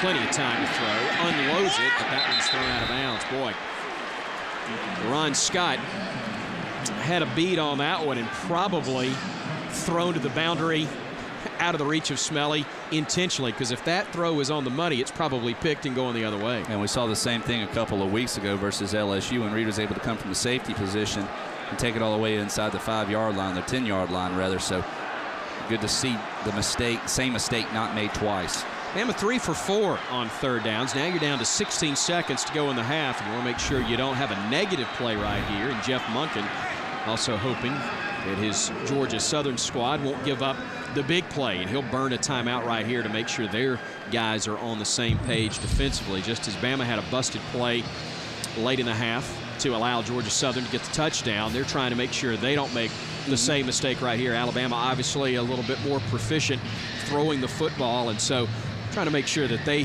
know where to line up. It may be a more traditional look. They want to make sure they get it right. And this is where the mind games start also between the 2 coaches. All right, are they going to try to go for the first down? Or are they just going to dunk it off on a little screen pass? Alabama's been so effective over the years with the screen pass on 3rd and long and able to pick up, if not a first down, even get closer to the field goal. So I think that's what this timeout's about, drawing everybody up, making sure they're in position, just keep everything in front of us. If they get a first down, if they get closer, so be it. We'd much prefer a field goal opportunity here for Georgia Southern than a first down and have that chance for a touchdown. Don't want to overanalyze this, because the objective, win the football game. But from a confidence standpoint, looking forward, what's bigger for this football team, 7 points or making a long field goal? It's a great question. Well, depends on who you are, I suppose. Yes, I guess so. They'll take points however they get them here. Looking deep, looking for 6. Got a man in Mays. Can't hang on to it. Good coverage across the way. Scott with him step for step, able to poke it away at the last moment. And so now it will be 4th down, and the Crimson Tide, in all likelihood, will try the long field goal, or will they? You got the one-on-one opportunity there that you're looking for. There's just no separation there. And that was an outstanding play. Just at the last second was able to knock it away. So now it sets up a 49-yard, 47-yard field goal opportunity for Cade Foster. It is 47 yards, and he is 2 for 4 from this range on the year. 2 of 8 on the season. And actually, it's going to be perhaps a little longer than that. We'll wait on the snap, but a timeout called first with just 10 seconds to go. And Bama really had been solid in their field goal attempts up until the LSU game. But as Nick Saban pointed out, don't pin all of this on Cade Foster and Jeremy Shelley, the struggles they had then against LSU, and then perhaps even a week later against Mississippi State. He was upset with the offense for not getting a touchdown or for not making sure that those field goal tries were a bit shorter, because only one, I think, of the 4 or 5 missed over a 2-week stretch had been inside of 40 yards. Yeah, and that's what we continue to hear also, right? Finish, finish, finish, finish the drive, finish the play, finish the quarter, finish the game, all of the above. And I can definitely see why his frustration would be on the offense first, and then secondly on the confidence of the kickers. Tyler had it right. It is indeed about a 47, right between the 47 in 48-yard range. Carson Tinker to snap it. A.J. McCarron the holder, and Cade Foster will try to give Alabama a 27-14 lead. Snap a little high. Good job by McCarron to get it down, and the kick is up, and it sails just wide left. Boy, he hit it well, but it hooked just a hair left, and Georgia Southern able to turn Alabama away. So the Tide can't quite convert despite a good pass at it by Foster, but a little bit too far left. He had missed a few of those to the right, Tyler, perhaps overcompensating. Hooks it just a little bit beyond that upright. You see Marquise Mays, one of those veterans, telling him, hey, don't let it get you down, because they're still going to need 43 and 90 as we head down the home stretch of this season to make some kicks. And what was that last week, like you were just talking about? He kicks it great, and it doesn't bend. And this time he kicks it, and it does. So frustrating. Again, it doesn't help if you're a field goal kicker or a golfer. If you hit it in the sweet spot and it winds up out of bounds, it's still two-shot penalty. Alabama not able to convert there, but able to go to the locker room with a 24-14 lead. Tom Roberts somewhere down there around the goal line waiting on head coach Nick Saban to join him. And we'll get a Cook's Pest Control halftime visit with Alabama head coach Nick Saban as he joins Tom Roberts now. Okay, very, very tough first half, as you expected. Well, you know, we're just having problems on defense. You know, we got a lot of guys hurt up front. We're not playing the blocks right up front. We're not stopping the fullback dive, which they made a big play on, and then we're not playing the perimeter plays right. We're getting cut, and then we didn't play the play-action passes correctly. So, you know, we're just not playing like we need to play on defense. You know, we've had way too many penalties on offense, and we need to finish a couple of these drives and score points. It's going to be important in this game. All right, Coach, thanks. All right, thank you. Thank you, Tom. Thank you, Coach. Thank you to Cook's Pest Control and Centricon, the unbeatable combination for termite protection. They bring us our field reports throughout the course of the game. A.J. McCarron, Trent Richardson, the Bama offense able to put some points on the board, but so too is Georgia Southern. High-flying attacks from both sides. Bama leading it by 10 here at the break.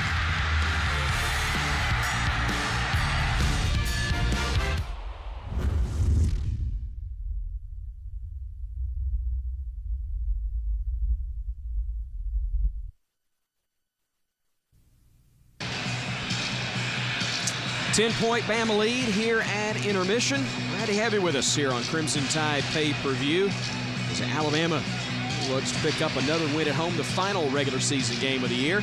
I'm Chris Stewart, along with former Alabama quarterback Tyler Watts. Tom Roberts roaming the sidelines as our Cook's Pest Control sideline reporter here this afternoon.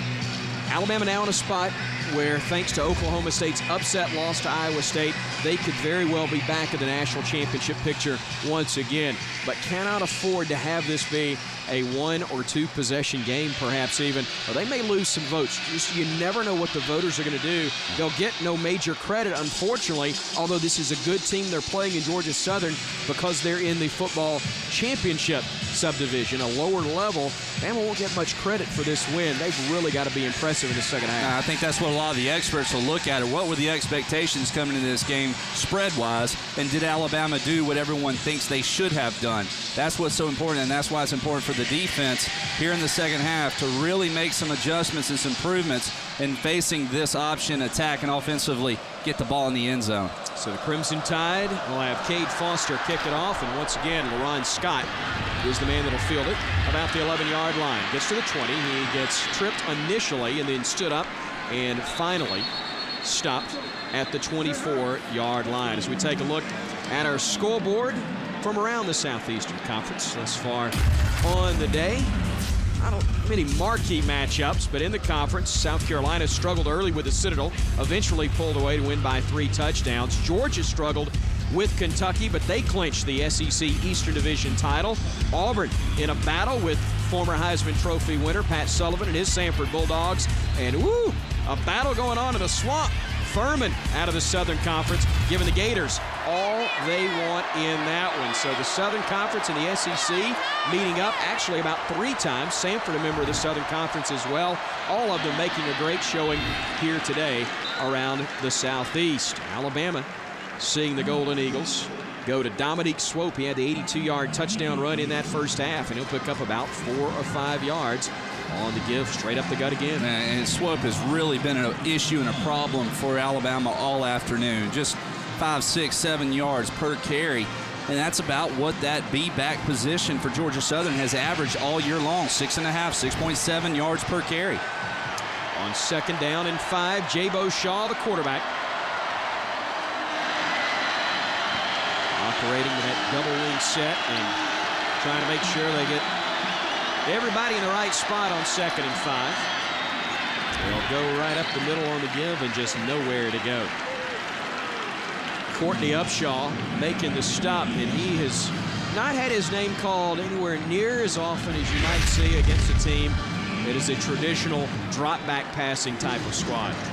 And I tell you who else did a really good job was Brandon Ivory right up the middle, along with Purdy on a 3rd down thus far today, and they're faced with a 3rd and 5. Shaw on the option keep. And he is going to be close, but I think he's about a yard shy of that 1st down mark. We saw them go for it on 4th and about a foot, maybe less than that, in a similar spot of the field in the 2nd quarter. Do they opt to do it again here? Well, I think they potentially could be close enough to definitely consider it. Tyler, looks like they will go for it.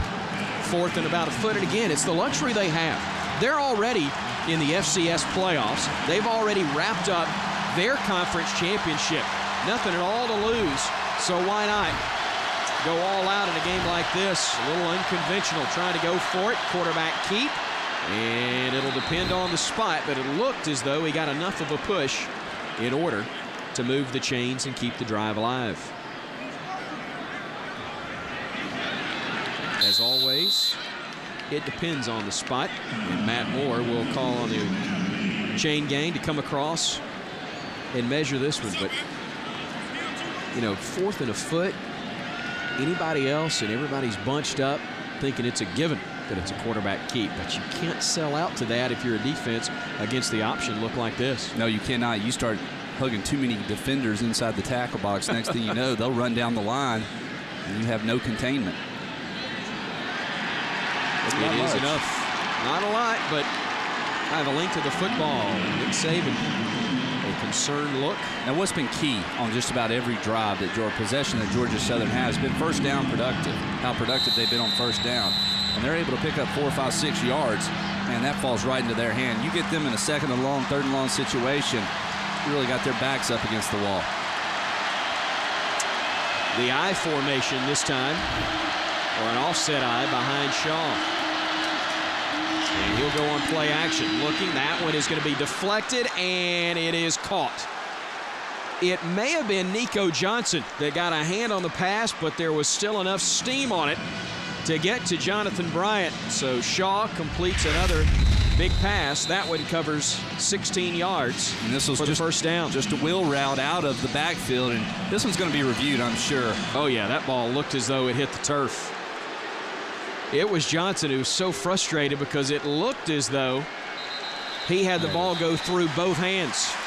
He thought, oh, if I had a little more stickum, then maybe I get the pick. But instead, it worked its way through, and it ruled on the field as a catch. But Matt Moore will come over and take a look and hear what Steve Landis, our replay official up in the booth, says. And again, that's where it's reviewed. They simply relay the information down to Matt Moore and tell him what they see. We'll look at it a few times as well, and you'll see Johnson doing a nice job. Number 35 dropping back in coverage. You read it right, Tyler, just couldn't quite knock it down.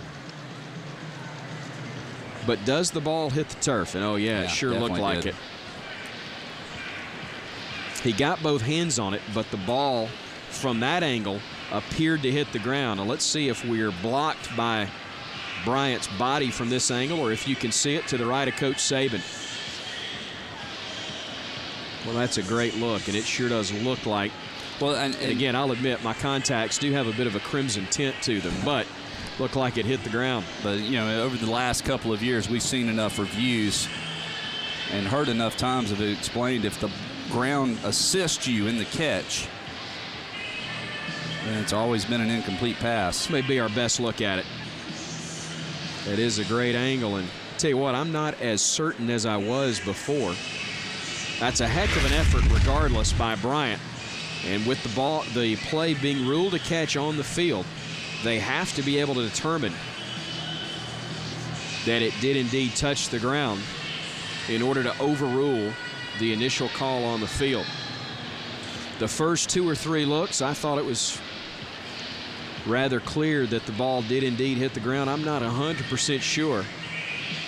After we saw it from that last look, Steve Landis there in the booth with the headset on, taking a look at a few different angles, and he has the same angles that we have available to us, but he's able to dictate exactly which ones he's looking at there in the booth. And still some discussion. Talking it over, he may ultimately flip a coin on this one after all. They are taking a while, and again, this game still very much in doubt. It's a 24-14 Alabama lead. 12:04 to go in the third, and let's hear what they've come up with. After further review, the ruling is that the pass was incomplete. The ball will be placed at the 34-yard line, second down. Please put 12 minutes and 22 seconds on the game clock. And Tyler, that's what the additional time brought in. All right, they established it's not a catch, and then Steve Landis has to determine where should the time be on the clock and exactly where was that previous line of scrimmage. You tend to forget that because they've moved the chains and moved them ahead. And the thing about it, watching the chain gang down here, you have a guy that keeps a spot until the snap of the next play. Well, I'm literally a matter of a second or two. He had picked his up and was running down the field, so they had to go all the way back out and figure out where the original line of scrimmage was. That's where he, like some of Bama's defenders today, have gone, uh-oh. Yeah. That was my assignment, and I missed it. But everything's set, and it's now 2nd and 10. Georgia Southern back around the 35-yard line. That wipes off about a 15 or 16-yard play there. And instead of a first down, it's 2nd and 10, but they get some nice yardage on 2nd down up to the 40-yard line. That is a much more manageable situation, but still 3rd and a little bit long for Swope and Georgia Southern. And then normally this would be somewhat of a passing down for most offenses, but once again, we've seen enough times then convert 3rd and 6, 3rd and 7s by running the football. So you can't get back on your heels or just pin your ears back and get after the quarterback, knowing that option or that dive could come at you once again. 3rd and about 5. Just shy of the 45 is where that first down marker is set. You see the ball right at the 40. Shaw on play action. With time, throws in and out of the hands of his intended receiver, Jarrett McKinnon. The throw slightly behind him, but he may have heard footsteps. That's what he's got to come up with. Well, I think the ball also had to be thrown behind him because Dante Hightower is dropping back in coverage. And this is a really nice play right here. A lot of time as well for Shaw. See, he throws this ball out front. I think you're right. It could potentially to be intercepted or somebody's head's going to be rolling. And I think it was McKinnon who was concerned about his noggin winding up being used like a bowling ball if perhaps he had kept on trucking across the middle. The punt from Charlie Edwards. Another high spiraling kick that Mays will field just outside the 10 and able to fall forward to the 15-yard line. So 1st and 10 Alabama from there. 11:26 to go here in the third quarter. Alabama leading Georgia Southern by a score of 24-14 on Crimson Tide pay-per-view.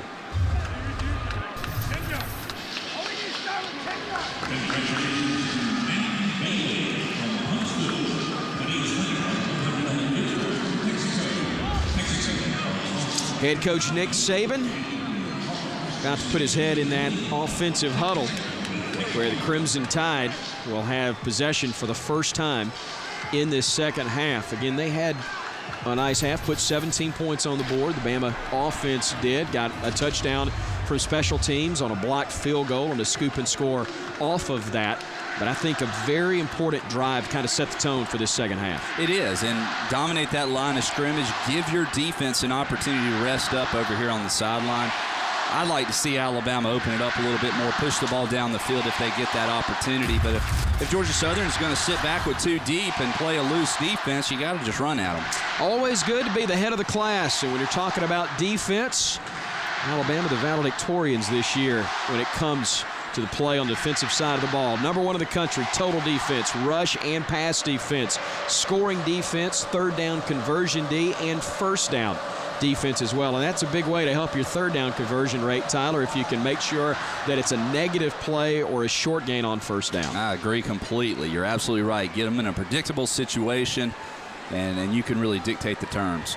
See Alabama having some of those numbers take a little bit of a hit today against that so rarely seen anymore triple option attack. The most triple option you see in Tuscaloosa is just down the street at the Bryant Museum, featuring all those national titles of head coach Paul Bear Bryant in the late 70s. But Kirby Smart, Bama defensive brain trust, coming up with a scheme to stop this one of Georgia Southern head coach Jeff Monken. Mark Barron, one of the all-star candidates for the Crimson Tide defensively, Tyler.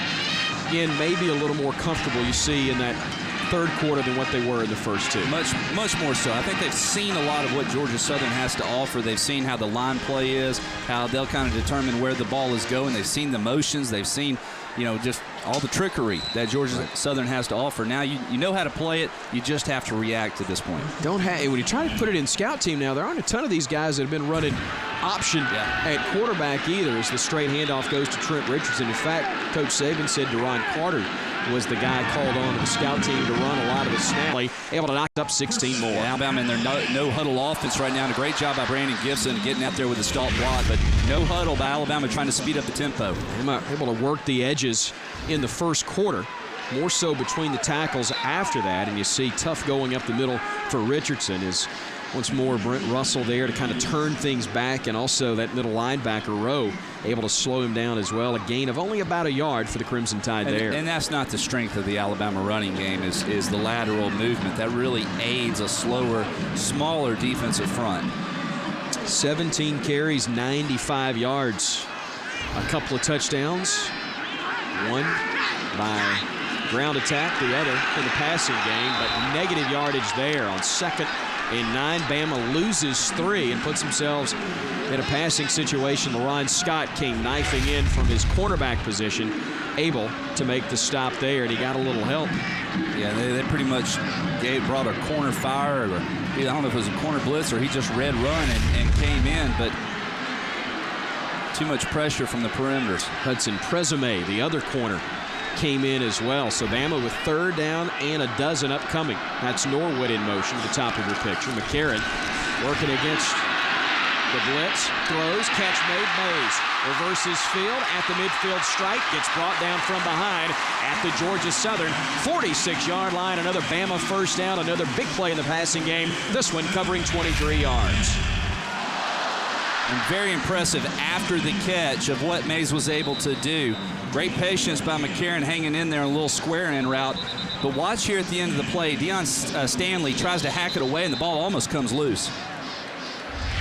Tried to poke it away from behind, but an injured Georgia Southern Eagle, and that is Brent Russell, the All-American defensive tackle, who is down and then rolls to his back in a lot of pain. You see the braces on both knees, and they're going to work on that left leg and evaluate him. Boy, that is tough to see there. The corner Georgia native, 6'2", 291, and Alabama's head coach, as well as some of those offensive linemen like William Vallejos, couldn't say enough good things about Brent Russell when they looked at him in the film. Good to see him come to a seated position there, and a concerned look on the face of the Georgia Southern fans, but they were raving about the quickness and toughness they've seen. Again, not as big as some of the defensive linemen Bama has lined up against this year, but just as effective, and a good round of applause from the Alabama faithful as Russell is able to come to his feet and make his way to the sideline. So Alabama and Georgia Southern, again, this is a game where you hold nothing back. You got to play to win the game, as Herm Edwards would say, but they also have bigger things ahead of them. Georgia Southern knows they're in the FCS playoffs. They've got a chance to win the national title. Bama also in a spot where they could play for the BCS national crown. You want to get out, you want to get a win, you want to get out healthy as well. Something Bama has not been able to do the last couple of weeks as Richardson gets the call and weaves his way for a gain of about 4 or 5 yards. Second down upcoming for Alabama. And I think that's what Alabama's also realizing here right now is this is a pretty doggone good football team that they're playing against, who's not going to be intimidated and roll over midway through the third quarter, early fourth quarter. And this is a close enough game that Georgia Southern still thinks that they can be competitive. So you have to take advantage of your opportunities and just continue to pound on them. I said it earlier today.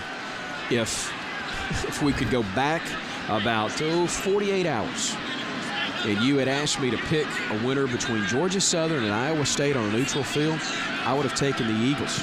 Iowa State pulls off the upset, 27-point favorites against, or underdogs, I should say, to Oklahoma State.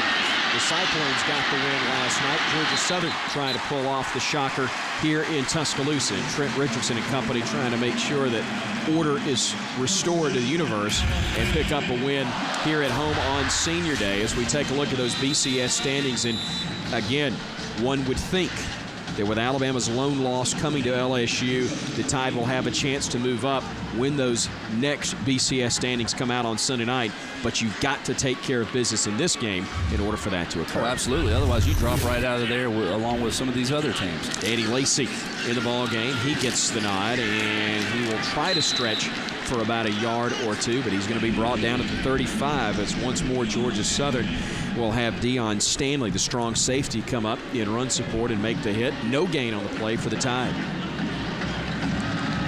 Once again, is that pressure coming from the linebacker on the field side, just squeezing down in like a run blitz and able to run us down from the backside. We talk about the difficulty for Alabama's defense in stopping the triple option because they never see it. Georgia Southern's not going to be intimidated by the run game of Alabama. They see a pretty good one each day in practice. Yeah, they do. Different attack, but still the philosophy the same as McCarron will sling it out right side, and either it was deflected or a missed read there on the part of somebody, either Marquise Mays, who is favoring that left arm as he makes his way hurriedly to the sideline, and Jeff Allen, the athletic trainer, along Ginger Gilmore there to the left, and team Dr. Lyle Kane, team orthopedic surgeon there looking, and it appears as though the left shoulder is what they're checking on with Marquise Mays. And it wasn't 2 plays earlier. I'm talking about injuries for Alabama. Darius Hanks, the other veteran wideout, unavailable for this game because of an ankle sprain. He's missed now 2 straight contests. You can't afford to lose your true playmaker in Mays as McCarron scrambles, looks, throws, wide open. Smelly at the 5, dives for the pylon. Is he in? Yes, he is. Touchdown, Alabama. 35 yards on the touchdown play, and Bama extends its lead. It is now 30-14.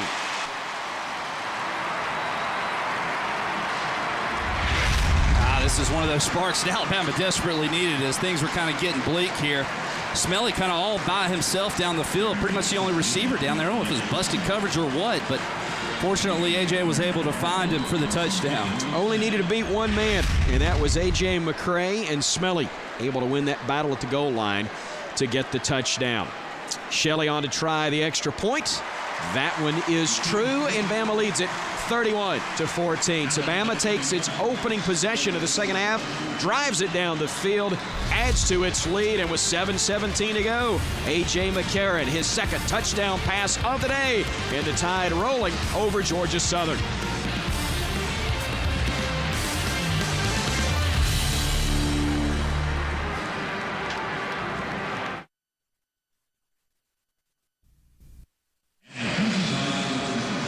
Bama fans able to breathe a little more comfortably here midway through the third quarter thanks to the touchdown, making it a 31-14 ball game. 10 plays, 85 yards, took 4:09 off the clock, and the drive capped by the 34-yard touchdown reception by Brad Smelly. McCarron showing a lot of poise in the pocket here. He did, and how about that protection up front? Guys fighting for him to buy him some extra time.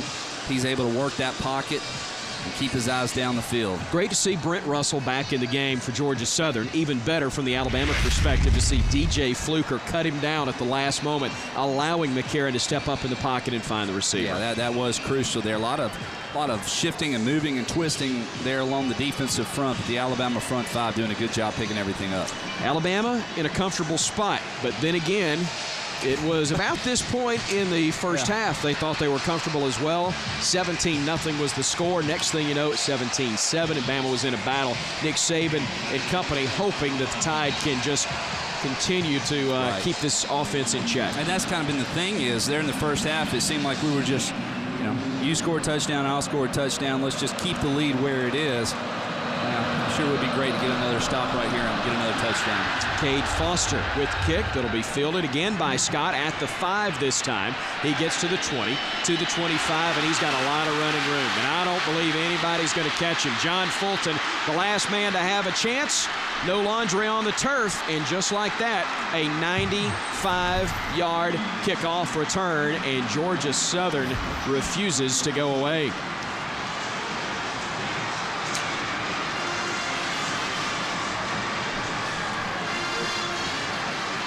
Not a happy man right there. And what happened here? It looks like they had him hemmed up. Hardy Buck had an opportunity, just didn't squeeze down, but he's got to keep containment so he can't commit down or any earlier than he did. It just, staying in your lanes was not achieved there on that kickoff cover. Spacing is so important when you start getting shuffled all up in there trying to make a play and you don't maintain your lane control, big plays can happen. LaRon Scott had 19 kickoff returns. Coming into today, his long had been a 99-yard touchdown. He adds a 95-yarder to his resume. And Tom Roberts, Alabama, in a battle, and one of their top offensive weapons dinged up on that last drive. A little bit of an injury update. Marquise Mays went off holding the left shoulder. It's easy for me to say it's not anything major. It's hurting him, but they think it's just a bruise. They've got some ice on it. Jesse Williams has gone to the locker room. He wasn't feeling well before this day started. Apparently that's continued, and he has gone to the locker room. I don't think we'll see Jesse again today. Maybe Mays a little later. Thank you, Tom. Our Cook's Pest Control sideline reports coming to you today from our friend, the veteran Tom Roberts, and boy, Nick Saban, again, not happy at all. Alabama has surrendered 3 big plays on the day. An 82-yard run from scrimmage, a 39-yard touchdown pass, and now a 95-yard kickoff return. Georgia Southern now has scored more points on the Alabama Crimson Tide than anyone else that has faced Alabama this season. The Tide came in, and you see Mays out there. That is a good sign. Alabama 9-1 on the season. And 14 points by Arkansas, the previous high that had been surrendered. Now, granted, 7 of those now scored in special teams by Georgia Southern, but they count all the same, and the Tide still in a slugfest as Mays gets across the 20 to the 27-yard line before he is brought down. So Bama in good starting field position after a return of 19 yards. And as we go back to the last scoring drive for Alabama, the Tide able to mix it up on the ground and through the air. A.J. McCarron able to get it down the field to Marquise Mays, and they're going to have to go back to that in all likelihood again. Yeah, a couple of big third down conversions on the previous drive, but it would be even better if you could stay out of those 3rd and 12, 3rd and 15 situations. So again, as we saw in our SEC scoreboard earlier, while there's probably the wailing and gnashing of teeth in the stands here at Bryant-Denny Stadium, this is a trend all over the Southeast today. The Southern Conference stepping up and playing big against the SEC, making quite a showing, as Furman at last check was within 5 of Florida, 37-32 in the fourth quarter of their ball game. Samford making a very good showing of itself at Auburn earlier today as well. So again, the SEC of the FCS awfully impressive. And Georgia Southern, which has already clinched the Southern Conference title in their regular season finale today, trying to pull off a monumental upset. But they still trail by 10 with 6 to go in this third quarter, but nowhere to go for Trent Richardson. His knee touched back at the 30-yard line, and now Alabama in a 3rd and long, about 6 yards needed to keep this drive going. 3rd and 5, 3rd and 6, and more field pressure from Georgia Southern. This is about as good of the odds as we're going to have. One-on-one situation with one of their linebackers, and just unable to break the tackle. Antoine Williams, the man that made the great stop right there. Again, very few individuals can bring down Richardson, but Williams did that in a one-on-one set. So 3rd and 6 yards needed. Richardson there with McCarron to the backfield. The low snap, nice pickup. The throw, and was the catch made? Initially ruled a catch. Georgia Southern says incomplete, but the guys in the stripes says the grab was indeed made. We'll see if they review it, but at the moment it's a 1st down Alabama. Good recovery by A.J., and thought that was gonna definitely a catch. Wow, what a play. Yeah, sure was. Great concentration by Smelly, able to go up under that. Umpire had a good look at it as well. Yep. No review upcoming from Steve Landis. We play on after the 1st down grab was made. A beautiful catch by Smelly. Richardson now to the right side. Close to that 1st down mark. Passes it easily. Barrels his way down inside the 45. It'll be 1st and 10 Bama from the Georgia Southern 42-yard line. A little Heisman move upcoming on a 20-yard gain. And this is what's so difficult, because if you don't commit and go low hard to his outside, he'll run over you. Well, when you do that, because he's so shifty, he's able to cut back inside. Tell you what, if you're trying to put together a short highlight reel, good luck with that on Trent Richardson this year. If you've got no limitations and you got a ton to work with. The give right up the gut. Able to work his way inside the 35. They'll spot him at the 34. Another nice 1st down pickup for Alabama. Neither defense really having much luck when the opposing offense runs right at them. Really a nice tackle by Westbrooks. He'll probably get to 200 yards rushing today, Chris, but simply out of necessity. Alabama's not had much luck defensively. The give again. Up the middle for a 1st down. Richardson getting the call once more. Smelly will check out. Kevin Norwood will come in, but Alabama riding that Heisman hopeful horse all the way into Georgia Southern territory to the 32-yard line. And this is that area. Last several weeks, they've really struggled in. They're trying to add to its 31-21 lead. McCarron throwing back across the field. He's got a man. Catch is made. That's Norwood making the grab. Another Alabama 1st down. 1st and goal upcoming for the Tide from the 9-yard line. 21 yards on the throw and catch. And after several rushing attempts by Alabama, Georgia Southern comes up and plays the run again. And A.J. buys himself some time, just shifting in the pocket. Knows he's going to Norwood. Mays cleared everything out. Norwood dragged across the field for a great gainer. Mays, Norwood, and Bell, your wideouts, with Richardson, the single setback, and McCarron working under center. That's William Vallejos, the all-conference center for the Tide. Give right up the middle. He runs right behind Vallejos. He'll be set up 1st and goal. Check that, 2nd and goal from the Bama 1. Eubanks held on for dear life. Saved the touchdown as we look at Richardson at work once more. And Norwood did a good job coming in and blocking also, and I think Richardson saw that same pressure from the outside, knew he couldn't get out there, turned it north and south, just got what he could. Great look from our high end zone camera. Down on the Tide, Richardson the give, and did he make his way in? No signal yet, no touchdown yet, or is it? Well, Bama fans are reacting as though somebody in stripes threw their arms in the air, but I have yet to see a referee until now make that signal. Somewhere in the middle of all that, Trent Richardson, yep, the right arm has the football. It's on the stripe, and the Crimson Tide has a touchdown. Finally, we saw Matt Moore, our referee, signal touchdown. It's almost as if the Tide players are expecting a review. but they haven't buzzed down on the field just yet. They feel comfortable with that. And Jeremy Shelley will come on to try another extra point, trying to make it a 38-21 ball game with 2:36 to go. Alabama swapping touchdowns with Georgia Southern. Eventually, I hope the defense will say enough is enough. A dozen carries, 54 yards this half alone for Trent Richardson. He gets his third TD of the day, and Alabama extends the lead once more.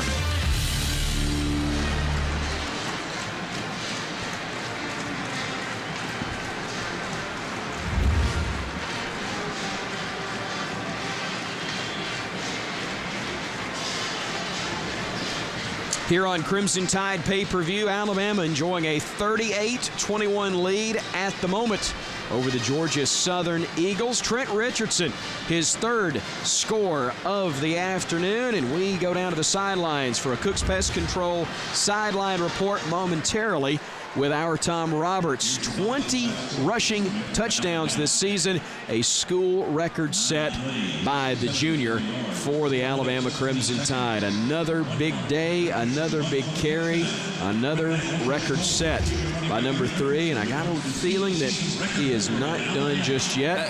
Hopefully in this game, certainly not where the record book is concerned as well. Yeah, still have a whole nother quarter here today, as well as another game, and who knows after that. So this has been a very impressive season for Richardson all year long, and hey, what a huge compliment that is to the offensive line also. Confidence of the coaching staff knowing they can run the ball, then those big guys up front opening up the holes. Tom Roberts, what have you got for us? Chris, you had to figure sooner or later Trent Richardson's pounding and pounding and pounding was going to take it. So certainly did on that drive. We might not see him again today, but that 20th touchdown of the season is a new all-time Alabama record. It breaks a pretty good one, too, held by Sean Alexander. And I tell you, you remember we talked to Miko Ryans, no less a defensive stalwart than he says.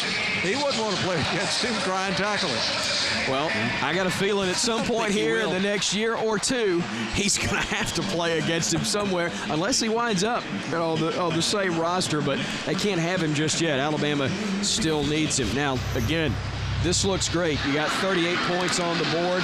Trent Richardson at work around the right side and then helping put Alabama in scoring position, setting up his own short touchdown run here. But again, now the onus back on the Alabama defense. You got to find a way to get a stop. And this has not been an issue or a problem for the last 3-4+ years. Under Nick Saban, you get 38 points, game's over. Game's over because our defense was not going to allow more than 10, 14 points. But that's just been a different story. You really have to be solid first on this kickoff coverage and then on the defensive side. We still haven't taken away that dive. They're still posing some problems, but here in the second half, a couple of improvements on the defense. Yeah, the last points came on a kickoff return from LaRon Scott. Bama tried to kick it away from him, but he drifts over and fields it at the 14-yard line. To the left side he goes, and again, a great return, but some of this one likely to come back as a flag comes in. This one, in all likelihood, will be stepped off and erasing some of the 25 yards gained on that play by Scott. Good to see Vinny Sunseri back available for Alabama. Got knocked out literally in kick coverage last week for Alabama at Mississippi State. During the return, holding, number 41 of the receiving team, 10-yard penalty from the spot of the foul, first down. Jeff Monken's team had some mistakes early in terms of penalties, as did Nick Saban's Alabama Crimson Tide. We'd kind of gotten away from that for a while, but now with 2:27 to go in the third, a big penalty comes up there. That's a big, big loss. They were going to get the ball around the 40-yard line, and instead it's back around the 20. Yeah, huge opportunity here for Alabama to really get after them and put some pressure on that front five for Georgia Southern. So in the offset eye with a man now coming in motion, Jabo Shaw, the quarterback, gives it right up the middle of Swope, and Bama reads it well. Quentin Dial there along with Damian Square to make the stop initially for the Crimson Tide. Big number 92, Damian Square there for Alabama. Such a huge part of the Crimson Tide's defense. He's a junior, 6'3", 285 out of Houston, Texas. Yeah, those two guys have really done a nice job the last two possessions for Alabama, pinching down there, taking away that dive. Alabama's senior class, one of the winningest in the history of the University of Alabama, and the crowd realizing now it needs to be a factor in second and long. They've been spectators, now trying to become active participants as they go on the pitch left side. Mark Barron with the tackle, and if it's wrestling, 2 points for a takedown as well, but not until Georgia Southern gets to the corner with Nico Hickey, and they're going to have third and short. And it happened so quick, took away the dive. Good job by Ivory and guys up front. But there's the pitch. Hightower doesn't have an opportunity to get out to it before the ball's out there in the space. Third and about a foot. And based on the way they've been playing, probably 2-down territory if they need it, barring a negative play here. But it's a positive play, and that's enough to move the chains. They go to Swope once again right up the gut, and he has been awfully good between the guards throughout the course of the day as that first option read for Jabo Shaw. Yeah, and probably only about one more play here in the third quarter. So, Georgia Southern obviously is going to be running out of time here shortly to be able to have an opportunity to win this game, and barring a couple of incredibly catastrophic bad events for Alabama, I guess. You called me a pessimist earlier. First and 10 for the Tide for the Eagles from their own 33. Option near side, great fake on the pitch by Shaw, and he's got running room across midfield and gets near the Alabama 45-yard line. Alabama fans don't like having it happen to them. Oh, but the old school fans are probably enjoying what they're seeing, or at least appreciating the beautiful job of the option by Shaw and Georgia Southern. Well, it is run quite effectively and nicely, and that's an option that we haven't seen all day long, reversing out with the quarterback. You kind of swoop, go to the second level there with the tight end, and awfully difficult to defend, especially when you overplay it. Stedman Shealy probably watching this one going, man, that looks fun. Probably like to run that again. Just don't want to take the hits, as a timeout is going to be called as the third quarter has come to a close. Well, 15 minutes are left in this one, but it is far from settled. 38-21, Bama leading Georgia Southern, but the Eagles didn't get the memo. They are hanging around as we head to the fourth.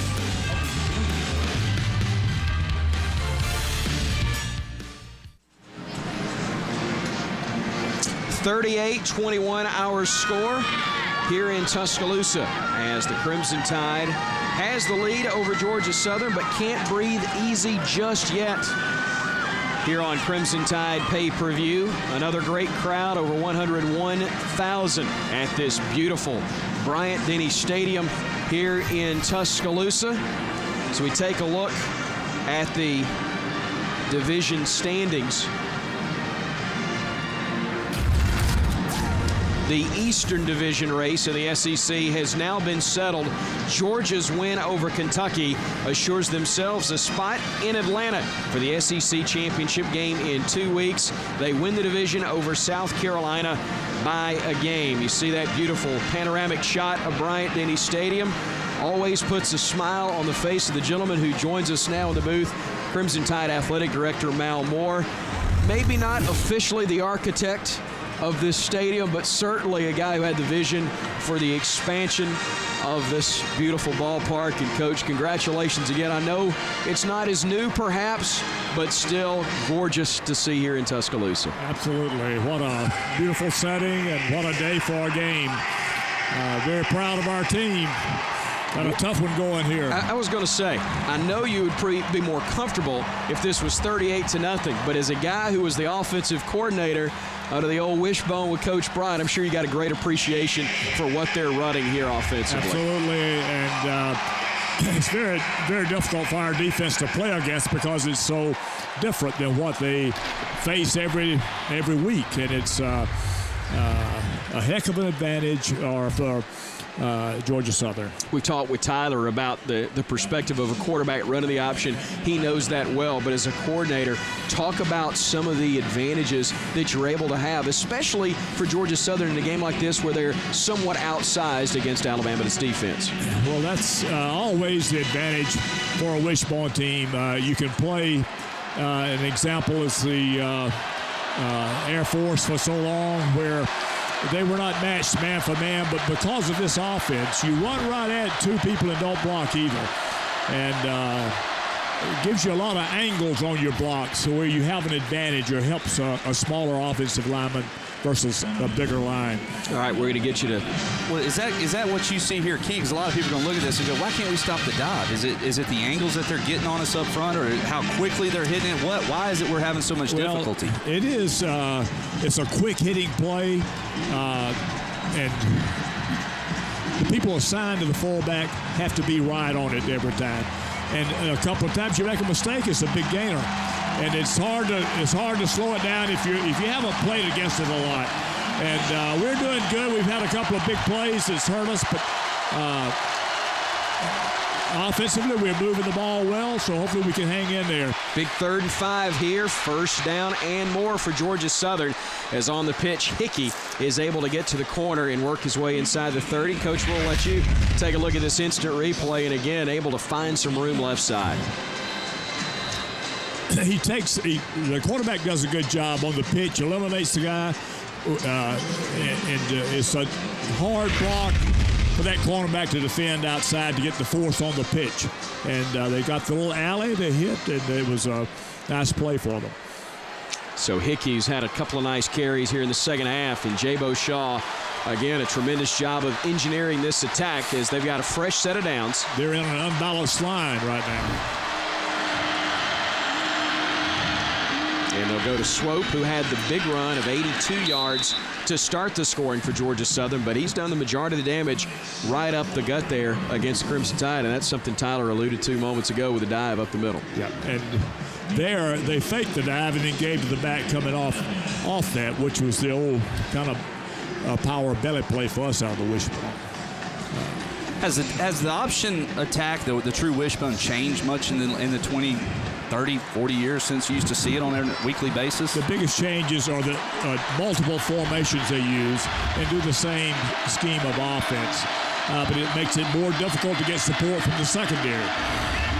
They go on the pitch this time to Robinson, and he'll get to the corner. He'll pick up the first down, and now they operate from the Alabama 13 or 14-yard line, and we'll take a look at the replay once again. I think Mark Barron came up a little gimp here at the end of the play. Chris, you see him, he slung the running back down. He's kind of holding that shoulder. Already had Marquise Mays. Maybe it's something about the number 4.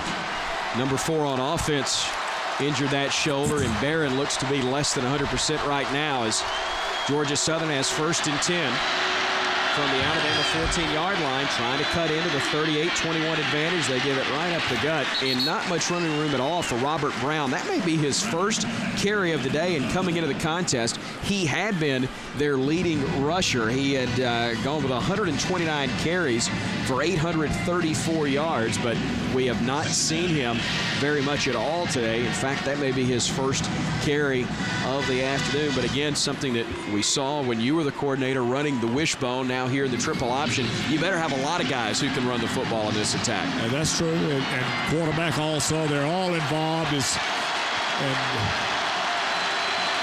again, it's a very difficult offense to defend when you don't have the time or you don't play against it a lot. It's just different.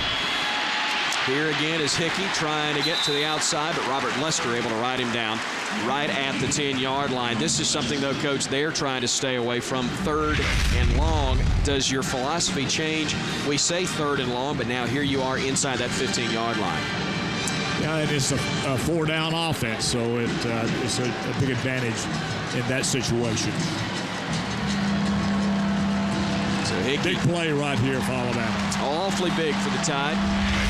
Mal Moore, athletic director here at the University of Alabama, joining us. As you see, Hickey having to leave with some sort of injury on 3rd down and 6. That first down marker almost at the 3-yard line, as the Eagles will use a timeout here. 10-10 remaining in the 4th. 38-21 Alabama. The two teams have basically swapped scores here in the 4th quarter. But the Crimson Tide trying to hang on against the Golden Eagles here on Crimson Tide pay-per-view.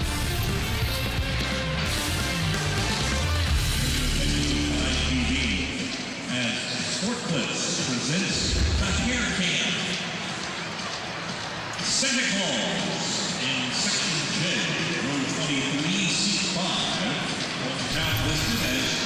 38-21 our score. Alabama leading Georgia Southern. We welcome you to Crimson Tide Pay-Per-View. Crimson Tide Sports Network coverage of Alabama football. I'm Chris Stewart, along with Tyler Watson, of course. Between us here, Director of Athletics at the University of Alabama, Mal Moore. We got a chance to meet your new Deputy Chief, Shane Lyons, at the half. I know a great addition to your staff. Absolutely. Very proud to have Shane on board with us. Comes from the ACC conference office. He was the number 2 guy there, and we're very excited for him and to have him aboard. I would imagine you were like so many Bama fans last night. You're going back and forth between a couple of those ESPN channels, watching Iowa State, Oklahoma State, but also Bama basketball and Anthony Grant's Crimson Tide, ranked 15th in the country, off to a great start, undefeated, and they'll play for the championship of the Puerto Rico tip-off tomorrow against Purdue. Absolutely. So proud of Anthony, his staff, our team. Got some mighty exciting young players, and I've watched them practice several times. Also, the first couple of games here, they're very impressive. So good things lie ahead for that basketball program. I'm very proud of Anthony. And once that went into Tyler White's celebration all throughout the state of Alabama, big Iowa State fans all of a sudden, but a great opportunity for the Tide to move back into that BCS championship game, perhaps with the other undefeated team, except for LSU, now knocked out of the way. Yeah, and you hit the nail on the head earlier when you said, but we have to take care of our business as well. And, you know, we drop a game either today or versus Auburn next week, and you're right back out of it. Yeah. So you can't just sit there and say, well, everything's falling into place. No, you still have to go out there and perform. But certainly, Coach, nice to have one more hurdle eliminated and basically back at a spot where you do control your own destiny. Absolutely, and this is, again, big for Alabama here. Big play. 3rd down and about 7. Kirby Smart, the defensive coordinator, directing traffic from the sideline as Jabo Shaw and the Georgia Southern Eagles operate against the Bama 11 and 101,000 in the stands. The pitch to Robinson, and he is level. He slipped a bit and then got helped to the turf the rest of the way by Mark Barron. And it'll be 4th down. We'll see if they opt to kick on 4th and long, or will they try and put 6 on the board. Tyler, Bama able to string this one out nicely. They did, and Barron did a good job of not allowing himself to get blocked. They had enough offensive guys, the blockers out front, but he just kind of avoided them and was able to make the play. Well, no surprise. They're going to go for it on 4th down. 4th and 4. They are 2 for 2. Those other tries were inside a foot. Shaw on play action. Looking. Throwing. And knocked away at the last moment. Alabama's Daquan Menzie reaching around, knocking it away, and the Eagles have been turned away deep in Bama territory. And awfully difficult for Shaw. His first option was taken away initially, but wow, what a nice job of buying himself some time. And I thought right here, Chris, when he went over to the right, that play was over. But you can see he never took his eyes downfield, and it took a great play by Menzie to prevent the touchdown. Coach, I got to think Courtney Upshaw was going, finally, I can rush the passer. Yeah. First chance he's had to do it all night. He did, and it was, he wasn't certain at first they were throwing the ball, so it was a delayed rush. But he put the pressure on him, and great play on our secondary's part. Coach, always great to see you. Thanks so you. much for coming by and spending some time with us. Absolutely, and appreciate you guys. Thanks Thank so you much. very much. Mal Moore, Director of Athletics at the University of Alabama, joining us here in the booth as the Crimson Tide able to stop Georgia Southern on downs.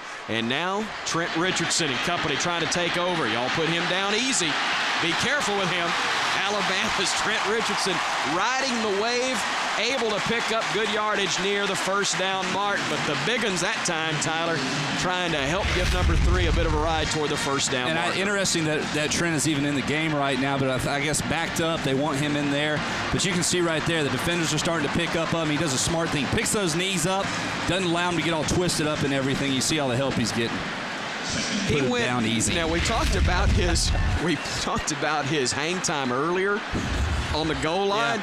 Yeah. That's cheating. Holding you in air is a little bit different, but 28 carries, 156 yards, 1 rushing touchdown, but also actually 2 touchdowns on the ground, and he has had a touchdown reception as well.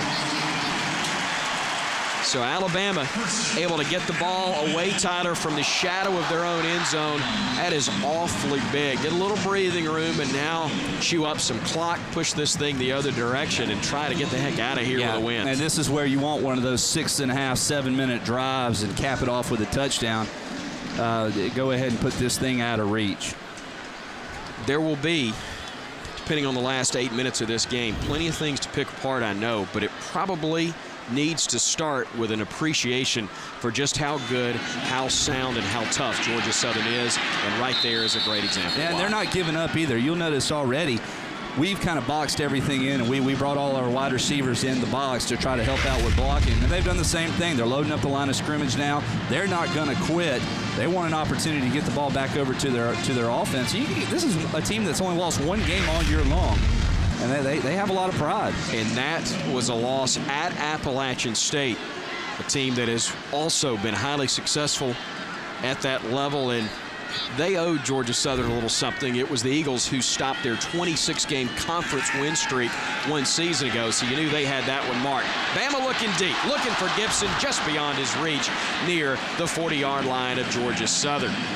And a flag is down, perhaps a late hit on the Eagles. Personal foul, roughing the passer, number 94, 15-yard penalty, automatic first down.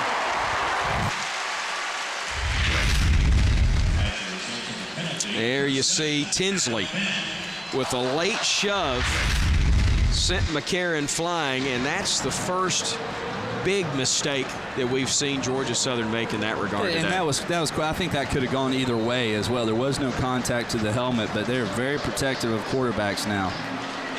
Probably more so here than they are against what Georgia Southern normally plays. And I also notice how you say now. Now. As if to say 10 years ago, perhaps they weren't as protective of quarterbacks. Is that your commentary? Yeah, that rule did not exist, let me tell you. Trent Richardson fighting his way for a couple of yards, and now 30 carries on the day for Trent. If I'm not mistaken, a new career mark for him in terms of number of carries, and over 150 yards rushing on the day. Riding the workhorse, as we talked about coming into the broadcast. And that was something just last week he set a new record for, was it not? Or LSU, the number of carries in a game. And, back in the Wildcat there on that one to pick up the good yardage. So just trying to milk this one out. You know that number 3 is going to get the ball. 2nd and 7, Richardson, the lone setback. No shot, handoff to him. Flag on the play. He's got running room across that first down marker, but Tom Roberts, I think some of this one's going to come back, but nonetheless, another great outing today from Trent Richardson. It's definitely that, Chris, and I think we're going to see some more of him because Eddie Lacy is still number 66 to the defense. Offside on the defense. That's a good call for Bama. Eddie Lacy is still terribly bothered by that turf toe situation, so I don't think we'll see him at all today. Trent bound to just keep on increasing that career record for most carries in a game. You're right, Tom. We won't see Lacy, but we will see Jalston Fowler into the game. And again, the touches for Eddie Lacy have been minimized over about the last 5 or 6 weeks, ever since he suffered the foot injury that limited him. And they've been very careful in how they've used him. Not a lot of carries in practice, not a lot of work for him, but number 45, he may be the young'un, but that horse can run as well. First down, Fowler. First down, Alabama, inside the Georgia Southern 40-yard line. Low, fresh legs, just as strong as all the others. Different style runner also. Gets real low, 2 hands on the ball. They're sitting there saying, what do we got to do to bring this one down? 47 carries, and now over 340 yards on the year for Jalston Fowler. If the other 2 guys are the Clydesdales, that pony can run as well. He's been awfully good in limited work. But a good job again by Georgia Southern, getting enough bodies there to bring him down. Clock running, nearing the 5-minute mark. Victory not in question as it was coming into this 4th quarter, perhaps, Tyler.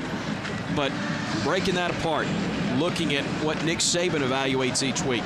Did you get better? Did you improve? Did you play to a standard? I think in the second half from the offense we have seen that. Yeah, I absolutely believe so. Impressive opening drive, responded to the touchdown on the kickoff return.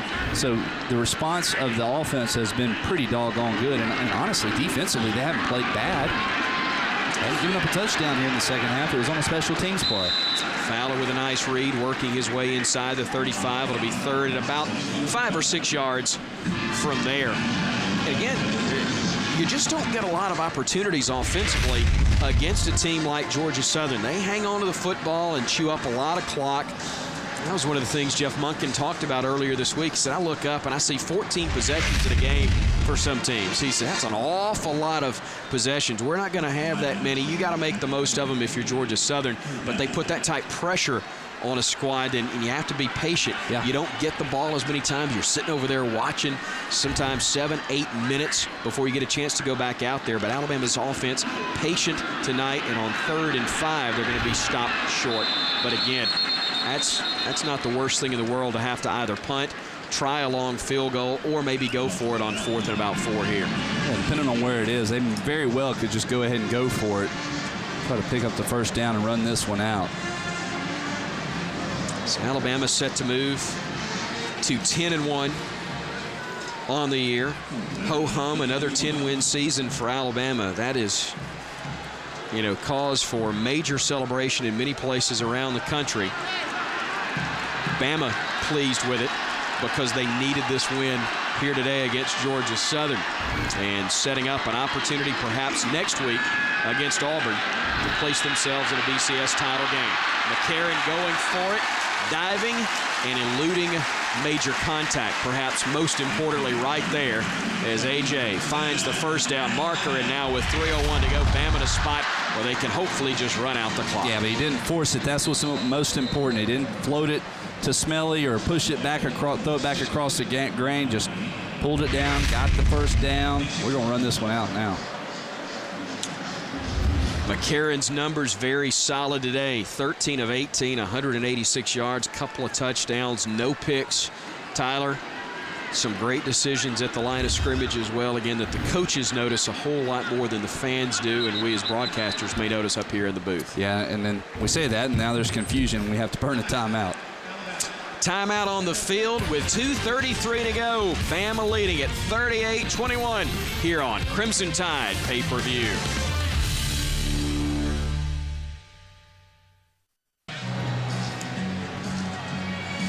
Nick Saban and his Alabama Crimson Tide set to pick up their 10th win of the year, but it has been an absolute dogfight with the Eagles of Georgia Southern, a program that's only 30 years old, but a rich tradition with 6 national championships at the FCS level. Guy that knows all about it, Jeff Monken. He was an assistant under Paul Johnson for 5 years and a part of a staff that won 2 national crowns. They go back to the playoffs last year, and now at number 2 in the FCS standings. In fact, Tyler, they got 1 vote in the Associated Press college football poll. If you carry those numbers out, they would be the 35th ranked team in all of college football according to the AP. That's amazing. I mean, that's a well-respected program here in the country, and Montana State sitting atop it. You know, it's funny. When I was in high school, I used to watch film of Montana State and how they ran screen passes and things. Well, they're going to have a chance in all likelihood to see Montana State again. And as you see, that's the first time since '07 that a Southern Conference team, and Appalachian State, after they pulled off the upset against Michigan, was ranked in the top 25 as well. It's a great league. They have made a great showing here today in Tuscaloosa and throughout the SEC. Samford's matchup at Auburn, Furman at Florida. They are thinking towards the national championship. Opportunities still to come as they'll move into the playoffs starting next week. A break in the action, 38-21 with 2:33 to play here in the contest.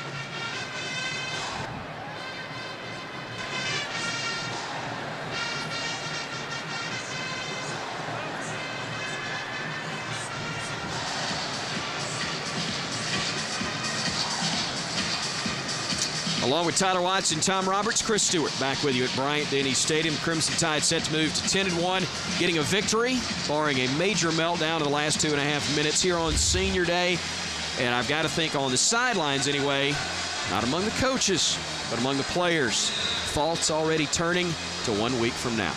I know they would be if I was down there. I would already start kind of thinking ahead of, oh my goodness, let me see here. Let me look up at this scoreboard.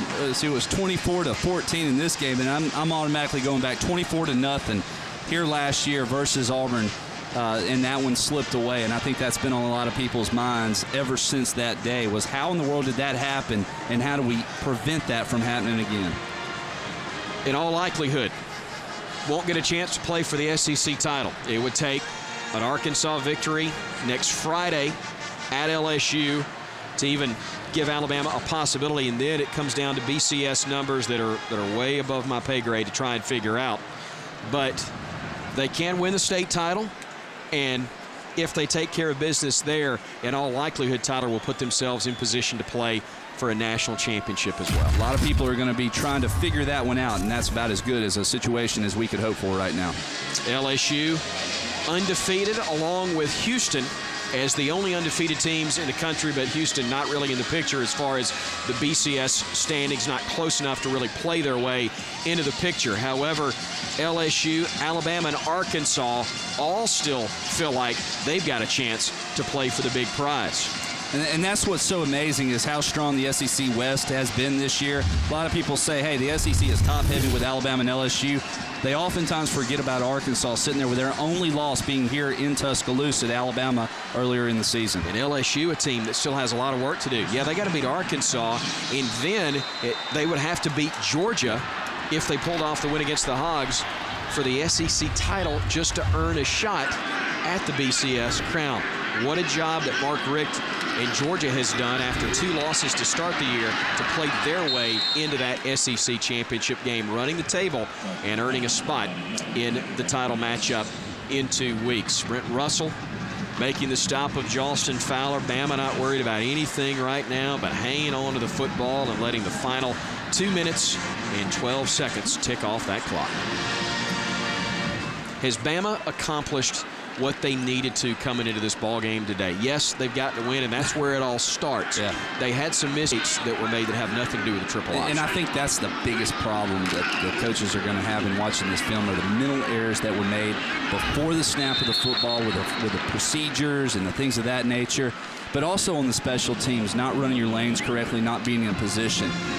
You know, the defensively, you're going to give up make a couple of mistakes, give up some big plays. Those are things you can correct and work on. It's more about playing disciplined football and playing your assignment than anything else. And the bigger concern, though, Tyler, was the Alabama offense coming into this football game and perhaps special teams.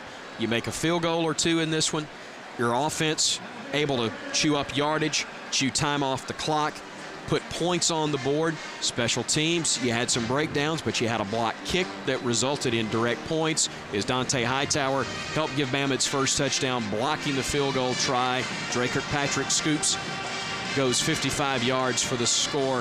So Alabama able to do some things today and improve in some areas they definitely were concerned about coming in. And then on the flip side, also mentally, here's the thing I think is the biggest thing that Alabama will take away from this is you can't just show up and play and win. And that's going to be huge going into next week's contest with Auburn, because what are all the fans saying right now? Oh, you're going to kill them by 20, 30 points. Remember last year, you're just going to walk away with it. No, if you don't perform well, anybody can beat you, and they got humbled a little bit today. Yeah, they were fortunate to come away with a win, and it's going to be a little lopsided, but there were a lot of times when we didn't have that much success on either side of the football. And Alabama will by no means be favored as heavily in that game next week. Again, we refer to last night as Iowa State was, or Oklahoma State was favored against Iowa State going into their contest. Yeah, anything can happen on a day, and I still contend Auburn plays Alabama so much tougher than they do just about any other opponent. But as we talked about, Chris, I mean, the biggest thing is we got the win today. We were able to weather a couple of problems here with this Georgia Southern offense, and for the most part, we kept guys relatively healthy. And Jalston Fowler will put the icing on that crimson cake. Touchdown, Alabama, with 1:26 to go. Third down and 9, third down and 8. You run the football off tackle. You're not trying to score a touchdown here. You're just trying to continue to run the clock. But watch how many broken tackles. There's 1, there's 2. Make it 3. Ron Scott trying to keep him out of the end zone, and indeed he did. Stopped as he stepped out of bounds at the 2. So it will be 1st and goal, Alabama. The icing not placed on the cake just yet. Get the candles ready, though, just in case. Bama, 1st and goal from the 2. Here's Fowler, and nowhere to go. A great job knifing in by Georgia Southern. And the clock continues to tick. Bama not worried about points. And again, the conventional thinking might be take a knee. If Bama runs another play forward, though, Tyler, by no means is it meant to try and run up the score, show up Georgia Southern. They're trying to get better. They have not been able to dominate in these situations throughout the course of the year. So Bama trying to find a way to punch one in, and they're going to go to the air. They will find Smelly. A one-handed grab for the touchdown. Fitting that on senior day, number 17 would get his 2nd touchdown grab of the day. One hand, that's pretty doggone impressive catch. You know, years ago, you spray stick them all over your hands to make them sticky. That stuff's illegal now. That's just great hands. 44-21 Bama. Shelley on to try another extra point. Carson Tinker the snap. The hold by McCarron. The kick is up and good. Pretty good pressure from Georgia Southern, but they couldn't get to it. And the Tide pushes the lead to 45-21. A little different call here, but I think after the result of the previous play, Alabama just didn't feel that they'd have much luck other than going backwards once again, running between tackle. That's your confidence builder going into next week for this Bama offense. Yeah, you can look back on it and say, hey, we put the nail right there. We didn't give up, kept on playing. Georgia Southern will walk out of here, their heads held high and great respect earned from the Alabama fans. They had the Bama players and coaching staff respect before this game ever kicked off. You see there, great call as Fowler did step out of bounds just before he dove for the pylon. But that 22-yard run setting up the short touchdown pass. And the Crimson Tide able to roll to a 45-21 lead. 15 plays, 92 yards. And I tell you what, you'll take an 8-minute, 36-yard drive in the 4th quarter of every game. Well, that's all we asked for at the beginning of the drive, wasn't it? Let's just go about 7.5 minutes. That's 2 drives in excess of 80 yards on the day for Alabama, at least 2. And great to see them hang on to the football, convert on some 3rd downs. Jeff Monken's team won't get a win, but Alabama had to work for it here today. Well, and Alabama scored on every possession they've had in the second half as well. Not to leave that without being mentioned. But yeah, I think almost. I think that Georgia Southern has a lot to be proud of. The fact that they were able to go toe-to-toe for the most part with the number 2, number 3 team in the country all afternoon long. Kick fielded by Robinson, and he'll be brought down right at the 35-yard line. Georgia Southern will get another couple of snaps, depending on what they choose to do offensively. But the Tide is going to get the heck out of here with a victory at home. Great way to wrap up the careers of this senior class, one that is so special to Alabama head coach Nick Saban. 46-6 will be the record of this senior class. And again, still some games to be played.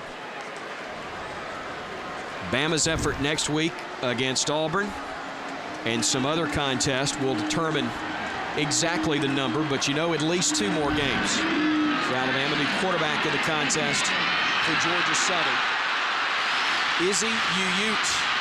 The long carry pushed out of bounds. And it was almost as tough to stop him as it is to pronounce his name. But a look at the senior class.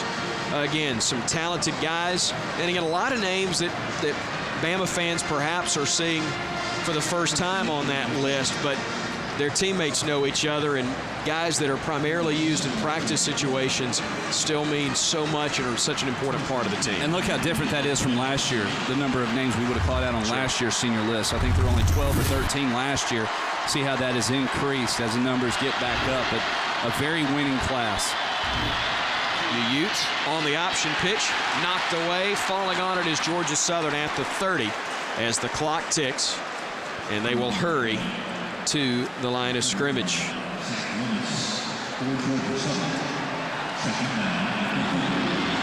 Ute, the freshman, 5'11", 184 from Wauchula, Florida, as the clock stops with 11 seconds to go.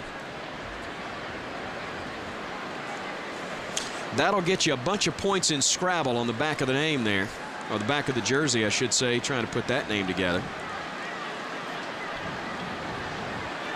And you break your neck trying to pronounce it on the fly. Third down and a dozen. Not that that really means a whole lot at this stage of the game. Georgia Southern trying to tack on one more score. Bama with a lot of pride on the line, trying to make sure they don't give up a third defensive touchdown today. Georgia Southern not really sure where to line up. Flags on the play. As the clock runs, Ute will air this one out, and it's knocked away by Kirkpatrick. As the pass was intended for Mitchell Wilford. The clock hits zeros, and if that's against the offense, we're done. Penalty decline, game over. It is, we are, and it's done. Finally, Bama a winner, 45-21. A lot of respect shown from Nick Saban towards Jeff Monken, the head coach of the Georgia Southern Eagles. Tyler Watts, they get 24 hours ordinarily to enjoy a win. I got a feeling this one, although it was hard-earned, will be forgotten but by the time they leave the locker room today, because it's Iron Bowl week. It'll be a congratulations. Made great improvements there in the second half, but guess what, guys? It's Iron Bowl week, and I think you're exactly right. I think all these players and the coaching staff, their focus is going to shift towards Auburn now. The Tide and the Tigers next Saturday. Crimson Tide Sports Network coverage will begin at 11:30 on the radio side as CBS will televise the contest. Bama a winner on Senior Day. 45-21 is your final score.